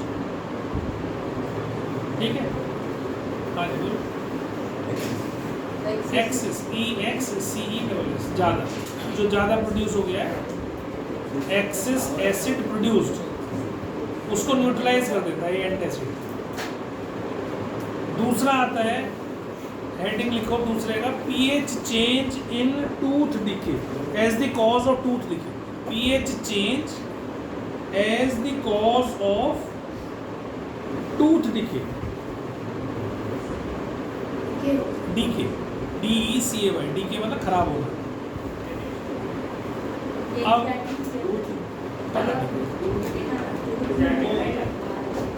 चलो कोई नहीं, तुम लिख लो ना, तुम उसको क्या. अब देखो हमारे दांत में कहते हुए कीड़ा लग गया, तो आज तुम्हें पता चलेगा वो कीड़ा नहीं होता. अब क्या होता है, हमारे जो माउथ के अंदर की जो pH है वो एक्चुअल में अल्कलाइन रहनी चाहिए. जब तुम खाना खाते हो ना तो खाने में होती शुगर, खाने में क्या होती है शुगर, चाहे कार्बोहाइड्रेट ही खा रहे हो. तुमने मीठे मतलब ये नहीं कि तुम चीनी डाल खा रहे हो ना. You are eating carbohydrate, that means you are eating sugar, क्योंकि कार्बोहाइड्रेट तो कन्वर्ट होगा ना शुगर में, तो हमारे दांतों में चिपक जाती है. और उसको और ज़्यादा बढ़ोतरी कब मिलती है, जब तुम साथ में गुड़ खा लो, चीनी खा लो, कुछ मीठा दांतों में चिपका, टॉफ़ी, चॉकलेट हमारे दांतों में चिपक गया, तुमने पेस्ट नहीं करा उसको. ठीक है, तो क्या होता है, बैक्टीरिया आता है उसको डिकम्पोज करने के लिए, तोड़ने के लिए. तो जब वो शुगर डिकम्पोज होती है तो उससे एसिड की फॉर्मेशन होती है. शुगर जब डिकम्पोज होती है, जब कॉम्प्लेक्स से सिंपल फॉर्म में जाती है तो इट प्रोड्यूसेस एसिड. अब वो एसिड जब तक तुम्हारे दांत को नुकसान नहीं करेगा, हमारे दांत के ऊपर एक कोटिंग होती है इनेमल जिसको, वो इनेमल इतनी स्ट्रॉन्ग होती है कि आपके दांत को खराब नहीं होने देती। लेकिन अगर आप दांत खराब करने पर ही तुले हुए हो कि भैया टॉफ़ी खाई, दांत में चिपक गई, नहीं साफ करा तुमने, तो क्या होगा, तुम्हारी जो मुंह की पीएच है अंदर की, अगर वो 5.5 से कम हो जाए तो हमारा मुंह में जो इनेमल है दांतों के ऊपर वो खराब हो जाए, क्योंकि एसिड बन रहा है वहाँ पर, और पीएच 5.5 से कम हो गई तो दांत जो है उस एसिड की वजह से काला पड़ जाता है, जिसको तुम कहते हो भैया दांत में कीड़ा लग गया, खराब हो गया ना वो, उसकी खोखल। अच्छा, दांत के बेस में सारे ब्लड कैपिलरीज है, अब तुमने क्या करा, उसको एक्सपोज कर दिया, दांत में छेद हो गया अंदर तक, अब तुम कुछ भी खाओगे वो सीधा जाके ब्लड वेसल पे टक रहेगी, तो सेंसिटिव हो गया तुम्हारा दांत। तो डॉक्टर क्या करता है, अगर होता है किसी काम का तो उसमें मसाला भर देता है, और अगर वो उस लायक भी नहीं हुआ तो उसकी जड़ को ही काट देता है, जिसको रूट कैनाल कहते हैं, आरसीटी कहते हैं शॉर्ट में। तो वो आरसीटी करके दांत को खोखला करके वो कर देता है कि भाई अब सेंसिटिव नहीं रहा, अभी उसको भर देता है, फिर ऊपर से भर देता है, तो उसके बाद वो 10 साल 15 साल चल जाता है। फिर अपना जैसे मान लो जड़ है, पेड़ है, एक पेड़ सूख गया, पेड़ सूख गया लेकिन खड़ा है, जब तक खड़ा है तब तक खड़ा है, जब उसकी जड़ बिल्कुल ही सूख जाएगी, मजबूत नहीं रहेगी, क्या होगा, फिर किसी हवा आएगी गिर जाएगा। ऐसे ही दांत होता है, चल रहा है जब तक चल रहा है, काम चला रहा है, नेचुरल तो नेचुरली है, तो जब तक चला रहा है वो काम चलाता रहेगा, कैप लगा देते हैं उसके ऊपर, कोई दिक्कत ना हो। जब टूटना होता है 10 साल 15 साल 20 साल भी चल जाता है, टूट जाता है काम करता। इस तरीके से टाइम भी हो गया हमारा, तो ये